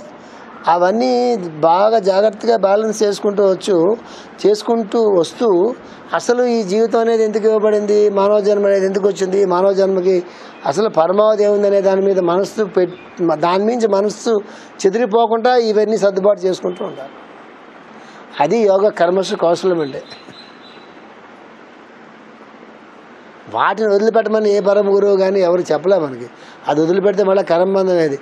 అక్కడ సర్దుబాట్లు చేసుకుంటూ కష్టకాలను అనిపించుకుంటూ కింద పడుతూ మీద పడుతూ పైన పడుతూ కింద పడుతూ ఇటు చేసుకుంటూ కూడా అసలు మానవ జన్మకి ఏ ప్రయోజనం అయితే పరమ ప్రయోజనం ఉన్నదో ఆ పరమ ప్రయోజనాన్ని దాని నుంచి దృష్టి మాత్రం మళ్ళకుండా ఈ సర్దుబాటు చేసుకుంటూ ఉండాలి. ఇది కర్మసు కౌశలం. దృష్టి దీని మించి మళ్ళకూడదు. మనకేమవుతుంది తెలుసా, ప్రతి సన్నివేశంతో కూడా మన దృష్టి దాని మీద మళ్ళీపోతుంది.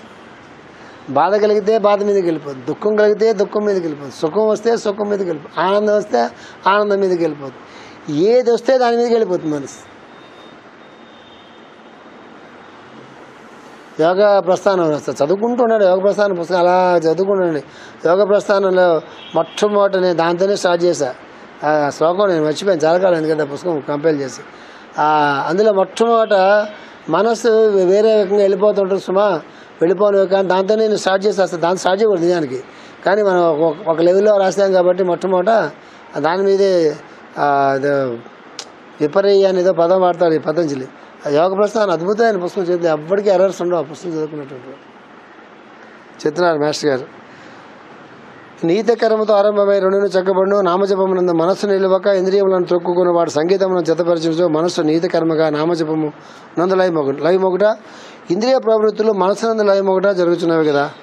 ఇది ఆచరించుట మానుట అనువానికి కాక, చూడండి, ఇది ఆచరించుట మానుట అనువానికి కాక సంబంధించినది కాక నియమింపబడట అనే పద్ధతికి సంబంధించినదే ఉన్నది. ఆ నీతికరం ఎలా ఉండాలయ్యా అంటే చెప్తున్నారు మాస్టర్. చూడండి, చాలా జాగ్రత్తగా చూడండి. నీతికరం ఎలా ఉండాలంటే ఆచరించుట మానుట అనువానికి సంబంధించినది కాక అంటే ఏంటి, కొంతకాలం పనిచేసి ఏది మూడంతా చాలా బాగున్నప్పుడు, కొంతకాలం పని మానేసి ఇదే మూడు బాగాలేనప్పుడు, నచ్చినప్పుడు పని చేసి నచ్చినప్పుడు పని మానేసి, నచ్చితే ఉత్సాహంగా చేసి, నచ్చకపోతే ఉత్సాహం లేకుండా నిరుత్సాహంగా తప్పనిసరిగా చేసి ఇలాంటి మానేసి, అట్లా కాక నియమింపబడట అనే పద్ధతికి సంబంధించినదే అన్నది. ఇందు మనస్సును జమించుట కాక మనస్సాకర్షింపబడట జరగవలెను. మనస్సుని కంట్రోల్ చేసి అంటే బలవంతంగా చేయటం కాదు. అంటే మనసుని మనం మీకు చిన్న ఉదాహరణ చెప్తానండి. మీరు గవర్నమెంట్ ఆఫీసులో ఉద్యోగాలు చేస్తారు అనుకుందాం, మామూలుగా ప్రైవేట్ కంపెనీలో ఉద్యోగాలు చేస్తారు అనుకుందాం, ఉదాహరణ చెప్తున్నాను. మీరు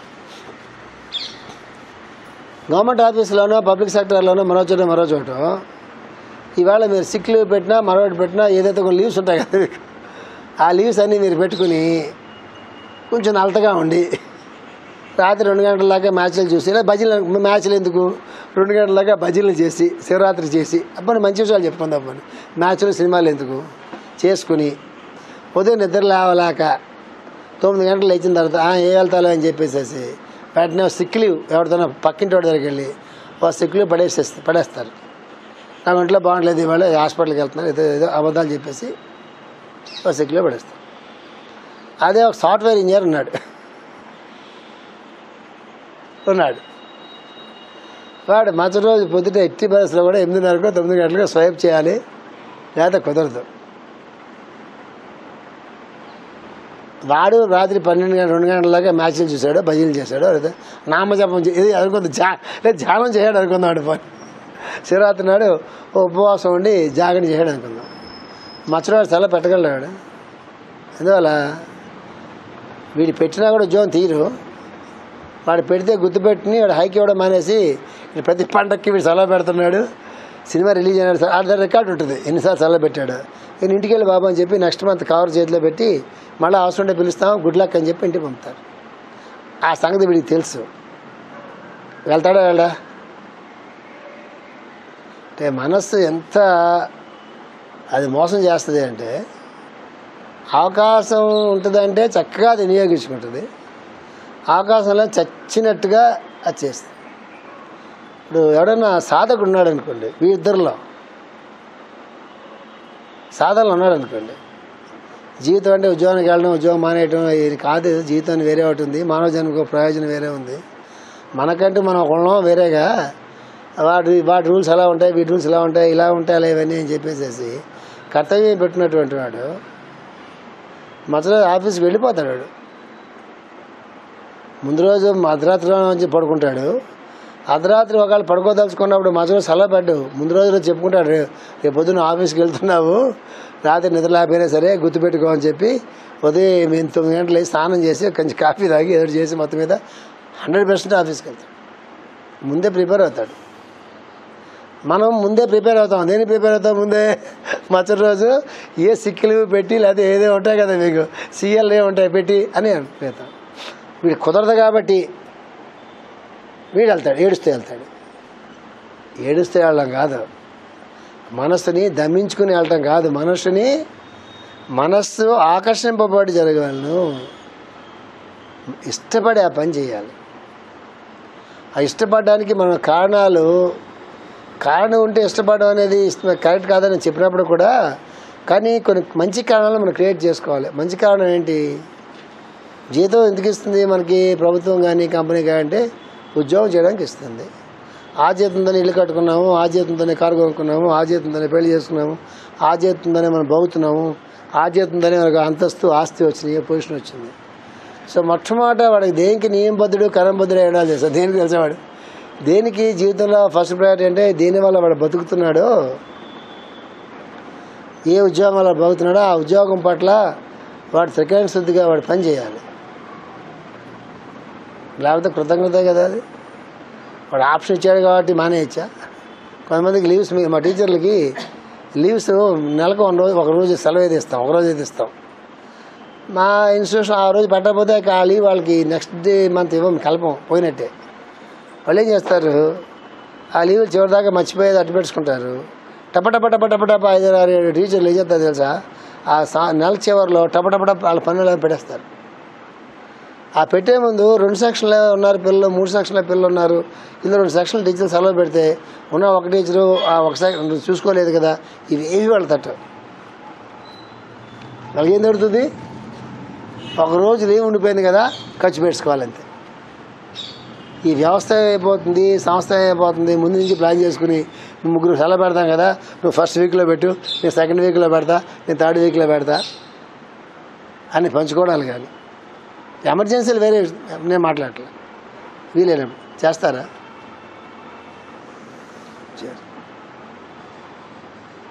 చేయరు. ఏ పనైనా సరే మనం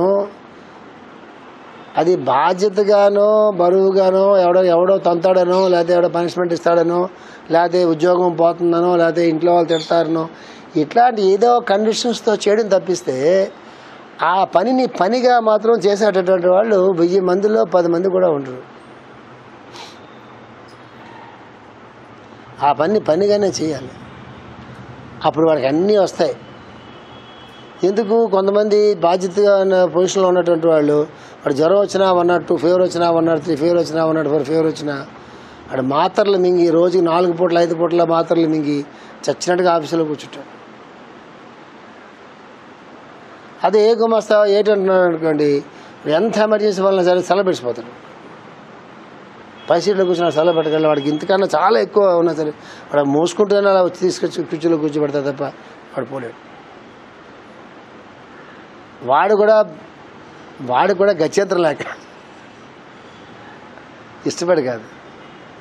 అందుకే మాస్టర్ ఏం చెప్తున్నా అంటే ఆ పని పట్ల మనం ఆకర్షించబడి మనస్సు ఆ పని మీద ఇష్టం కలిగించుకుని చేయాలి.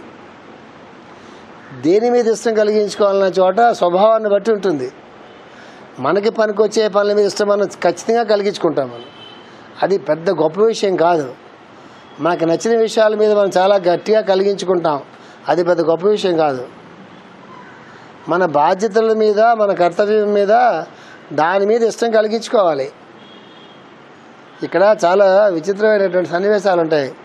ఇది గురువు అనుగ్రహం ఉన్నటువంటి వాడు ఒకడు, గురు అనుగ్రహం కోసం పాటుపడుతున్నటువంటి ఒకడు ఉంటాడు, ఇద్దరు ఉంటారు. గురు అనుగ్రహం కోసం డిసైపుల్ అంటాడు. వాడు డిసైపుల్గా శిష్యుడిగా ఉండి ఏదో సాధనలో ఉండి ధ్యానం చేసుకుంటూ మంచి పనులు చేసుకుంటూ అది చేసుకుంటూ ఇది చేసుకుంటూ వాడు మా శిష్యుడు అంటాడు. చాలా మట్ల పదం వాడుతుంటారు, యాక్సెప్టెడ్ డిసైపుల్స్ అని. అంటే మనం మాస్టర్ గారిని గురువుగా తీసుకోవడం ఒకటి, మాస్టర్ గారిని గురువుగా మనం అనుకుంటూ సాధన చేయడం ఒకటి, మాస్టర్ గారు మన శిష్యుడిగా తీసుకోవడం ఒకటి, రెండు ఉంటాయి. మనం మాస్టర్ గారిని గురువుగా పెట్టుకుని ఆయన ప్రార్థన చేసుకుంటూ, లేకపోతే మైత్రేయ మాస్టర్ని గురువుగా పెట్టుకుని, లేకపోతే మౌర్య మాస్టర్ని గురువుగా పెట్టుకుని, వివేకానందని గురువుగా పెట్టుకుని, యోగానందని గురువుగా పెట్టుకుని, ఎవరో ఒక మహాత్ముని మనం గురువుగా అనుకుని ఆయన అడుగుజాడల్లో ఆయన తాలూకు టీచింగ్స్తో మన జీవితాన్ని నడిపించుకోవడం ఒకటి. ఆ మాస్టరు మనల్ని శిష్యుడిగా అనుగ్రహించి స్వీకరించి మనతో పనిచేయించడం, మన ద్వారా పనిచేయించడం ఒకటి. వాళ్ళని యాక్సెప్టెడ్ డిసైపుల్స్ అంటారు. భగవంతుడు కూడా అంతే. భగవంతుడి అనుగ్రహం కోసం మనం ప్రయత్నించేది ఒకటి, భగవంతుడి అనుగ్రహం పొందిన వాళ్ళు వేరుగా ఉంటారు. వాళ్ళే విష్ణుచిత్తుడు, భీష్ముడు, వాళ్ళందరూ, మైత్రేయుడు, ఉద్ధవుడు, వాళ్ళందరూ. మిగతా వాళ్ళందరూ కూడా భగవద్భక్తులు, భగవంతుడిని భక్తితో ఆరాధిస్తున్నటువంటి వాళ్ళు. కానీ ఆ కొద్దిమంది మాత్రమే భగవంతుడి ద్వారా అనుగ్రహం ఉన్నటువంటి వాళ్ళు. అర్థమవుతుంది మీకు? సో యాక్సెప్ట్ డిసైపుల్షిప్ వచ్చినప్పటికల్లా అక్కడ ఆప్షన్ శిష్యుడి చేతిలో ఉండదు, గురువు చేతిలో ఉంటుంది. వాడు ఏం చేయాలి, ఎట్లా జీవించాలి, ఏ పనులు చేయాలి, ఏ కార్యక్రమాలు చేయాలనేటువంటిది అది గురువు తాలూకు ఆదేశం మీద ఆధారపడి ఉంటుంది. శిష్యుడు ఇష్టాల మీద ఆధారపడి ఉండదు. దాన్ని ఎవడైతే ఒబే చేసి ఆ జీవితాన్ని జీవిస్తాడో వాడికి క్రమంగా సమర్పణ బుద్ధిలోకి వెళ్ళడానికి ఆస్కారం దొరుకుతుంది. వాడికి ఆత్మసమర్పణ తర్వాత విషయం. అసలు ముందు గురువు చేత, గురువు పట్ల మనం ఆకర్షించబడిన ఒకటి, గురువు మనల్ని అనుగ్రహించి మనల్ని తన శిష్యుడిగా అంగీకరించడం అనేది రెండవ స్టెప్. మూడో స్టెప్, గురువు ఏదైతే చెప్పాడో చెప్పిన దాన్ని యథాతథంగా మళ్ళీ వీటి తాలూకు ఏ సొంత పత్రాలు, master not my plan but thine be done అని ఎప్పుడు చెప్తుంటారు. లియో మెడిటేషన్, అందరికీ అదే meditation. Master not my plan but thine be done అని ఏం చెప్తామో అది గురువు మన స్వభావానికి విరుద్ధంగా ఉన్న పని చెప్పచ్చు. ఒకసారి అక్కడ సిలబస్ మన సిలబస్ లాగా ఉండదు. ఇప్పుడు మన స్వభావంతమైన పనులు చేసుకోవాలి మనం. అక్కడ దాకా వచ్చిన తర్వాత గురువు ఇది ఆల్రౌండ్ డెవలప్మెంట్ అంటుందండి. ఆల్రౌండ్ డెవలప్మెంట్లో మన ఇష్టాలు అనేవి ఏదో ఒక యాంగిల్లోనే ఉంటాయి, ఒక కోణంలోనే ఉంటాయి. అవి మిగతా అంతా మనకి సైకిల్ చుడితే అందులో ఇలా లైన్లు గీసేది ఇలా బాక్సులు పెడతారు. మనకి మీరు మొబైల్లో చూస్తే ఛార్జ్ ఎంతవరకు అయిందో, ఎంతవరకు కావాలో చూసుకుంటుంటే ఇలా కలర్స్గా వస్తాయి. ఇలా కొన్ని బాక్సులు నిండితే కొన్ని బాక్సులు నిండి ఛార్జ్ కావాలన్నమాట. ఇది ఉంటుంది, లెక్కలే ఉంటాయి. కొన్ని మెమరీకి వాటికి ఆ సింబల్స్ పెడతారు. మన స్వభావం ప్రకారంగా, మన ఇష్టం ప్రకారంగా మన పనులు చేసుకుంటున్నాం అనుకోండి, కంఫర్టబుల్గా ఉంటుంది కదా అని చెప్పేసి మంచిదే. మన స్వభావం కాని పనులు మనం చేయలేము. ఆ సర్కిల్ పూర్తి కాదు. గురువు ఆదేశ ప్రకారంగా చేస్తున్నటువంటి వాడు ఒక్కొక్క సర్కిల్, ఒక్కొక్క పార్ట్ పూర్తి చేసుకుంటూ వెళ్తూ ఉంటాడు. అందులో కొంత నచ్చినవి ఉంటాయి, కొంత సామర్థ్యానికి మించిన పనులు కూడా ఉంటాయి, కొన్ని సామర్థ్యానికి లోపడి ఉంటాయి, కొన్ని సామర్థ్యానికి మించిన పనులు ఉంటాయి. ఒకసారి వెంటనే మనం ఏమంటాం తెలుసా, మనం ఆ లైన్ లేకపోతే అబ్బే మనకి ఎలా కుదురుతాయండి, అవి అందరికీ సాధ్యం అవుతాయా, అవి సాధ్యం కాకపోతే నీకు ఎందుకు చెప్తాడు వాడు? నీ గురువు అని నువ్వు గురువు అని అనుకుంటున్నప్పుడు నీకు సాధ్యం కాదు ఎందుకు చెప్తాడు ఆయన? చెప్పరు. అందుకే మాస్టర్ గారి పదాల్లో కొన్ని పదాలు పట్టుకోవాలి. మాస్టర్ గారు అకేషన్ రైజ్ అవ్వడం అనే పదం ఎప్పుడు చాలా ఫ్రీక్వెంట్గా వాడతారు. అకేషన్కి రైజ్ అవ్వటం అని. దానికి బెస్ట్ ఎగ్జాంపుల్ ఎవరు చెప్పండి? మీకు పురాణ పురుషుల్లో కానీ, అవతారమూర్తుల్లో కానీ, లేకపోతే ఎవరైనా సరే రామాయణ, మహాభారత, భాగవతంలో కూడా అకేషన్కి రైజ్ అవడం అనేటటువంటి లక్షణం ఎవరిలో ఉన్నటువంటి పరిపూర్ణమైనటువంటి ఒక ఫిగర్ చెప్పండి మీరు. కరెక్ట్, ఆంజనేయుడు. అందుకే సామర్థ్యాలు పెరగాలంటే ఆంజనేయుడు ఉపాసన ఉండాలి. సామర్థ్యం పెరగాలంటే ఆంజనేయుని గురువుగా తీసుకోవాలి, ఆంజనేయుని స్ఫూర్తిగా తీసుకోవాలి. లేకపోతే గరుక్కుమంతుడు. ఉన్నవాడు ఎవరు? గరుక్కుమంతుడు. ఇద్దరు కూడా వాయుపుత్రులే, ఆంజనేయుడు గరుక్కుమంతుడు. అందుకే ప్రతిరోజు ప్రాణాయామాలు చేసేటటువంటి వాళ్ళకి ఆ శక్తి వస్తుంది. చెయ్యం మనం. ప్రతిరోజు ప్రాణాయామాలు చేసేటటువంటి వాళ్ళకి మాస్టర్ గారు చెప్పినట్టుగా మాస్టర్ స్పృశాలు చెప్తారు. ప్రాణాయామం మూలాధారం దగ్గర నుంచి అనాహతం దాకా ప్రాణాయామం చేసి వదిలేయాలట. ఎక్కడి నుంచి వదిలేయాలట? ఎక్కడి నుంచి చేయాలి? మూలాధారం కింద మూలాధార చక్రం ఉంటుంది, అక్కడి నుంచి కూడా గాలి ఎక్కడ దాకా పీల్చుకోవాలని చెప్తారు మాస్టర్ గారు. అనాహత ఎక్కడ దాకా పీల్చుకొని అక్కడి నుంచి గాలి బయటకు వదిలిపెట్టాలట. మళ్ళీ పీల్చుకొని మళ్ళీ గాలి బయటకు వదిలిపెట్టాలట. మళ్ళీ పీల్చుకొని మళ్ళీ గాలి వదిలిపెట్టాలి. ఇది తెలుసా ప్రాణాయామం అంటే? మనం ఎక్కడి నుంచి స్థూల లోకాల్లో నుంచి, అన్నింటిలోకి స్థూలం మూలాధారం కదా, ఇక్కడ దాకా వచ్చిన నుంచి కింది సూక్ష్మ లోకాలు ఇవన్నీ కూడా, ఇక్కడి నుంచి స్థూల లోకాలు ఇవన్నీ. ఈ అనాథ నుంచి పైన ఎన్ని సూక్ష్మ లోకాలు. అందుకు ఆ ప్రజ్ఞ ఏదైతే ఉందో ఆ ప్రజ్ఞ ఏదైతే చైతన్యం శక్తి ఏదైతే అంటామో దాన్ని పైనుంచి పైదాకా పట్టుకొచ్చి అది వదిలేస్తుంటారట. క్రమంగా అది ఆంజనేయ స్వామికి సంబంధించిన ప్రాణాయామం. అది గరుక్మంతుడికి సంబంధించిన ప్రాణాయామం. అది ఆ చేసేవాడికి ఊతలోకాలకు వెళ్ళేటటువంటి శక్తి. కానీ అంతకన్నా తనని తాను ఉద్ధరించుకునే శక్తి, కానీ తన తాలూకు ఎనర్జీస్ని ఏ లెవెల్ దాకా కావాలో ఆ లెవెల్ వరకు ఎనర్జీస్ని తెచ్చుకునేటటువంటి శక్తి, కానీ ఏ కార్యక్రమం తను నిర్వర్తించాలో ఆ కార్యక్రమం నిర్వర్తించడానికి కావాల్సినటువంటి శక్తి, కానీ అవన్నీ దీంట్లోంచి వస్తాయి. అంటే ముందు ఇక్కడ సంకల్పం ఉండాలి. ముందే మనం విత్డ్రా అవుతాం, అది మనకు కుదరదండి. అది వాడికి ఆ ఆప్షన్ గురువు వాడి చేతిలో పెట్టడు, వాడి రిటర్న్ కావాల్సిందే. ఆంజనేయుడి చేతిలో రాముడు ఏం పెట్టాడు? లంకకి వెళ్ళమని ఆంజనేయుడికి రాముడు ఏం చెప్పలే. అందరూ వెళ్తున్నారు, అందరికి గుడ్ లక్ అందరూ చెప్పి వెళ్ళండి చేత ఏమని చెప్పాడు. ఆంజనేయుడిని ఒక్కడే పిలిచి, రాముడేమి రామావతారంలో రాముడికి ఇన్స్టిట్యూషన్ కట్టి ఉండే అవకాశం లేదు కదా. రామావతారంలో రాముడు మామూలు మానవుడే కదా, కృష్ణులాగా ఆయనకి ఏమి దివ్య దృష్టిలు అవన్నీ రాముడికి ఉండే అవకాశం. ఎందుకంటే రాముడు కూడా మామూలు మానవుడు. మామూలు మానవుడికి ఉండేటటువంటి ఉన్నత లక్షణాలు ఉండొచ్చు, వేరే విషయం అది. అందుకే దైవీ సంభూతుడిగా, దైవాంశ సంభూతుడిగా, అట్లాగా దైవీ ప్రవృత్తి ఆయన పనిచేశాడు. కానీ అవతారమూర్తిగా ఆయన పనిచేయాల. ఆయన చూడమని సీత చూడమని ఉంది కదా, అది ఎవరికి ఇచ్చాడు? ఆయన ఆంజనేయుడికి ఇచ్చాడు. నేను చెప్పాడు నేను ఆంజనేయుడికి ఇచ్చి, ఆంజనేయ నీకే ఇస్తున్నాను, నీకే సీత కనిపిస్తుంది, నీ మీద నా విశ్వాసం అంతా నేను పెట్టుకున్నాను, నీ మీద నా నమ్మకాలన్నీ పెట్టుకున్నాను అని ఏం చెప్పాడు ఆ రాముడు? ఏం చెప్పలా. సీత కనిపిస్తే నా గుర్తుగా ఇవ్వసుమా అన్నాడు. వెళ్ళాడు. ఋష్యముఖ పర్వతం మీదకి వెళ్ళాడు. కూర్చునేటట్టుకల్లా అందరూ ఎవరు ఎగురుతారంటే నేను వెళ్తాను, నేను ఇక్కడ వెళ్ళి అక్కడ డామర్ కింద పడతా, నేను రాలేను. ఒక ఆయన ఏమో లంక వరకు వెళ్తాను, వెనక్కి రాలేను. వెనక్కి రాకపోతే అక్కడ కూర్చుని పోతే ఎలా?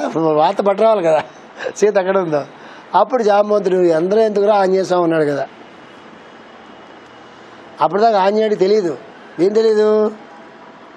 తను లంక దాకా ఎగరగలను కానీ వెనక్కి రాగలను ఏమీ ఆయన తెలియవు. జాంబవంతుడు చూసి హనుమ రా ఎగిరాలి, ఎలగాలో వెళ్ళరా అని హనుమ అప్పుడు ఆయనకి గుర్తుకొచ్చింది. ఎగిరి వెనక్కి రాగలి అప్పుడు గుర్తుకొచ్చింది. అంతవరకు తన సామర్థ్యాన్ని ఆయన గుర్తుపెట్టుకోవాలి, అక్కర్లేదు ఆయనకి. ఏం చేత ఆయన దేంట్లో ఉన్నాడు? ఆయన రామనామ జపంలో ఉన్నాడు. ఆయన సామర్థ్యాల్లో ఆయన గుర్తుపెట్టుకోవాలి. ఆయనకి ఏమొచ్చో ఏ రావో ఆయన సంబంధం లేదు. ఆయన సంబంధం వల్ల ఎవరు? రామనామం. అది చెప్తున్నారు మాస్టర్ గారు. అంటే ఆ స్థితిలో ఆకర్షించబడాలి మనస్సు. రాముడి పట్ల ఆకర్షించబడ్డ మనస్సు ఆంజనేయుడికి రాముడిలో ఒకటి అయిపోయింది. ఎగరగలంటే అప్పుడు ఎగరగలన్నాడు, వెళ్ళాడు, వచ్చాడు, సీత కనుక్కున్నాడు. రాగానే రాముడికి నీ సీత నేను చూశానని చెప్పి ఒక ముక్క అన్నాడు. మిగతా కదంతా మీకు తెలిసిందే. అందువల్ల సామర్థ్యాలు మన ఆత్మసంకల్పంతో అన్న సామర్థ్యాలు రావాలి మనకి. సామర్థ్యం అనేటటువంటిది గురువు ఆదేశ ప్రకారంగా, భగవంతుడి ఆదేశ ప్రకారంగా, మరొక దాని ప్రకారంగా ఒక ధర్మం మనం నిర్వర్తించాల్సి వచ్చినప్పుడు ఆదేశం పైనుంచి, సంకల్పం పైనుంచి వచ్చినప్పుడు ఏమవుతుందంటే వాళ్ళ దగ్గర నుంచైనా మనకి ఆ రకమైనటువంటి సామర్థ్యాలు, తెలివితేటలు యుక్తి లేకపోతే కావాల్సిన సంబరాలు అన్నీ వస్తాయి. ఆరు మన ఆత్మసంకల్పంలో ఉంచాను సరే వస్తాయి. అంటే ఆత్మసంకల్పం అంటే ఏంటి? సమర్పణ చెందినటువంటి ఆత్మసంకల్పం అయిండాలి, అయిండాలి. ఎంత ఉంటుంది సాధన అంటే? సాధన అంటే మనం అనుకున్నట్టుగా 2 పూట్ల మనం ప్రేయర్ చేసుకుంటున్నాము, ధ్యానం చేసుకుంటున్నాము, మాస్టర్ గారు చాలా భక్తిగా ఉంటున్నాము, అదే ఇట్స్ ఓకే, దాంట్లో ఏమీ అడ్లేదు, దాంతోనే ప్రారంభం చేయాలి. కానీ ఎందుకు జ్ఞానం అంటే ఈ విషయాలు తెలుసుకోవాలి.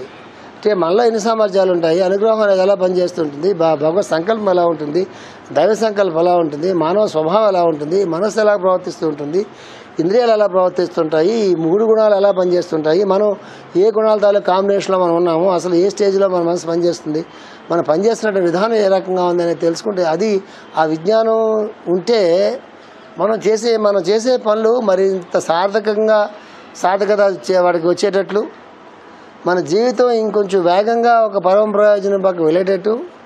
ఎందుకు మానవ జన్మ అనేది ఇవ్వబడిందో ఆ మానవ జన్మ అనేటటువంటిది ఉత్తమమైనటువంటి స్థితిలోకి వెళ్ళడానికి కావాల్సినటువంటి జర్నీ కొంచెం వేగంగా మనం చేసుకోగలుగుతాం. మళ్ళీ కర్మబంధాలు వీళ్ళని తగ్గించుకుంటూ అసలైన ఆత్మబంధంతో కొంచెం ముందుకు వెళ్తూ కొద్దిగా అవి తగ్గించుకుంటూ పెంచుకుంటూ వెళ్తాం. మనం ఏం చేస్తాం? మామూలుగా అవి తగ్గించుకుంటూ పెంచుకుంటూ వెళ్తాం. ఏంటంటే ఈ మధ్య కనిపిస్తున్నదంటే ఉందనుకోండి, బాధలు పెరిగిపోతాయి అంటే ఏం పెంచుకుంటాడు వీడు? ఈ పెంచుకుంటున్నాడు. ఇటుపక్క ఆ త్రాసులో ఇది ఏమంటారు, అది పళ్ళెం అదే అంటారు, స్కేల్ అంటారు. స్కేల్లో ఇదేంటిది ఏమంటారు, దీన్ని ఇది అంటారు మొత్తం మీద. ఇటుపక్క ఇది కింద పడిపోతుంది, అది పైకి వెళ్ళిపోతుంది. వెళ్తే అది పైకి వెళ్ళి ఇది కిందకని రావాలి, లేకపోతే 2 మధ్య బ్యాలెన్స్ అనేది చేసుకోవాలి. అట్లీస్ట్ సమత్వం యోగా వచ్చింది అయితే బ్యాలెన్స్ చేసుకో. ఈ ఆబ్జెక్టివ్ వాళ్ళకి సబ్జెక్టివ్ వాళ్ళకి మధ్య బ్యాలెన్స్ అనేది చేసుకో, అట్లీస్ట్ బ్యాలెన్స్ చేసుకో. లేదా ఊర్ధముఖంగా వెళ్ళేటటువంటి సాధన చేసుకో. అలా చెప్పి నేను వదిలిపెట్టమని ఎవరు చెప్పట్లా, నేను చక్కదిద్దుకుంటూ దీన్ని పెంచుకోమని చెప్తున్నారు. ఇన్ని విషయాలు మనకు గుర్తుంటాయని పనులు చేసేటప్పుడు. ఏదో చేతిలో పని ఉంటుంది, ఒక ఉద్యోగం ఉంటుంది, ఒక వ్యాపారం ఉంటుంది, ఒక వంట ఉంటుంది, ఏదో కాసేపు గుసగుసలు ఇవే కదా, గుసగుసలు అక్కడితో జీవితం తెల్లారిపోతుంది. అంటే ఆ రోజు తెల్లారిపోతుంది. ఆ రోజు తెల్లారిపోయేట్టుగానే ఏమవుతుంది, జన్మ తెల్లారిపోతుంది. జన్మ తెల్లారిపోకూడదంటే సాయంకాలం నిద్రపోయేటప్పుడు నిద్రపోయే ముందు ఖచ్చితంగా కళ్ళు మూసుకుని ఒక 10 నిమిషాలు ధ్యానం చేయడం కాదు, 10 నిమిషాలు ఈరోజు ఎన్ని గంటలు లేచాను, లేటుగా లేచానా వేగంగా లేచానా, లేటుగా లేస్తే ఎందుకు లేటుగా లేచాను అంటే ముందు రోజు రాత్రి ఏం చేశాను, ఏం తిన్నాను, ఎన్ని గంటల దాకా ఏం చేశాను, అందుకు లేటుగా లేచాను, దానివల్ల ప్రేయర్ తన్నేసింది, ప్రేయర్ గబగబా చేసుకోవాల్సి వచ్చింది, 6:30 చేసుకున్నాను, లేదు 8 గంటలు 7 గంటలు లేచాను, ఏం చేత ముందు రోజు ఏం చేశాను, ఆఫీసు పరిగెత్తాల్సి వచ్చింది, సాయంకాలం ఏం చేసావు, ఆ ఫైల్స్ అన్నీ అలా ఉన్నాయి, ఎవడో పిలిచాడు 6 గంటలకు ఇంటికి వెళ్ళడం కుదరలేదు, ప్రేయర్ పోయింది, ఇంటికి వచ్చాక ఏం చేసావు, మధ్యలో అటు ఇటుకు పతనాలు చేసుకుంటూ వెళ్ళేసి అది తిరిగి ఇంటికి వెళ్ళేకల్లా 10:30 అయింది, ఆ పెండ కూడా తినేటకల్లా 1 గంట 12 ఏదో 12 అప్పుడు అది తింటే పెండ కూడా కదా, 9 గంటలు ఇదే, ఎందుకంటే డిస్పెన్స్ వాళ్ళు అయితే 9 గంటల భోంచాలి, 8:30 భోంచాలి, ఆ 8:30 దాకా ఏదైనా మంచి 9 గంటల భోంచేయాలి, తర్వాత తింటే తర్వాత గ్లాస్ మజ్జిగ తాగి పడుకోవాలి, 2 అరటిపళ్ళు తిని పడుకోవాలి, లేదా 2 పుల్కాలు తిని పడుకోవాలి, ఏదింటే అది హాట్ ప్యాక్లో పెట్టుకుని సాయంకాలం దాకా అప్పుడు ఏం అలా ఆలోచించాలి. ఇవాళ ఏం మిస్ అయ్యాను, ప్రాణాయామాలు మిస్ అయ్యాను, ఎక్సర్సైజ్ మిస్ అయ్యాను, వాకింగ్ మిస్ అయ్యాను, ప్రేయర్ మిస్ అయ్యాను, టైంకి ఆనందం మిస్ అయ్యాను.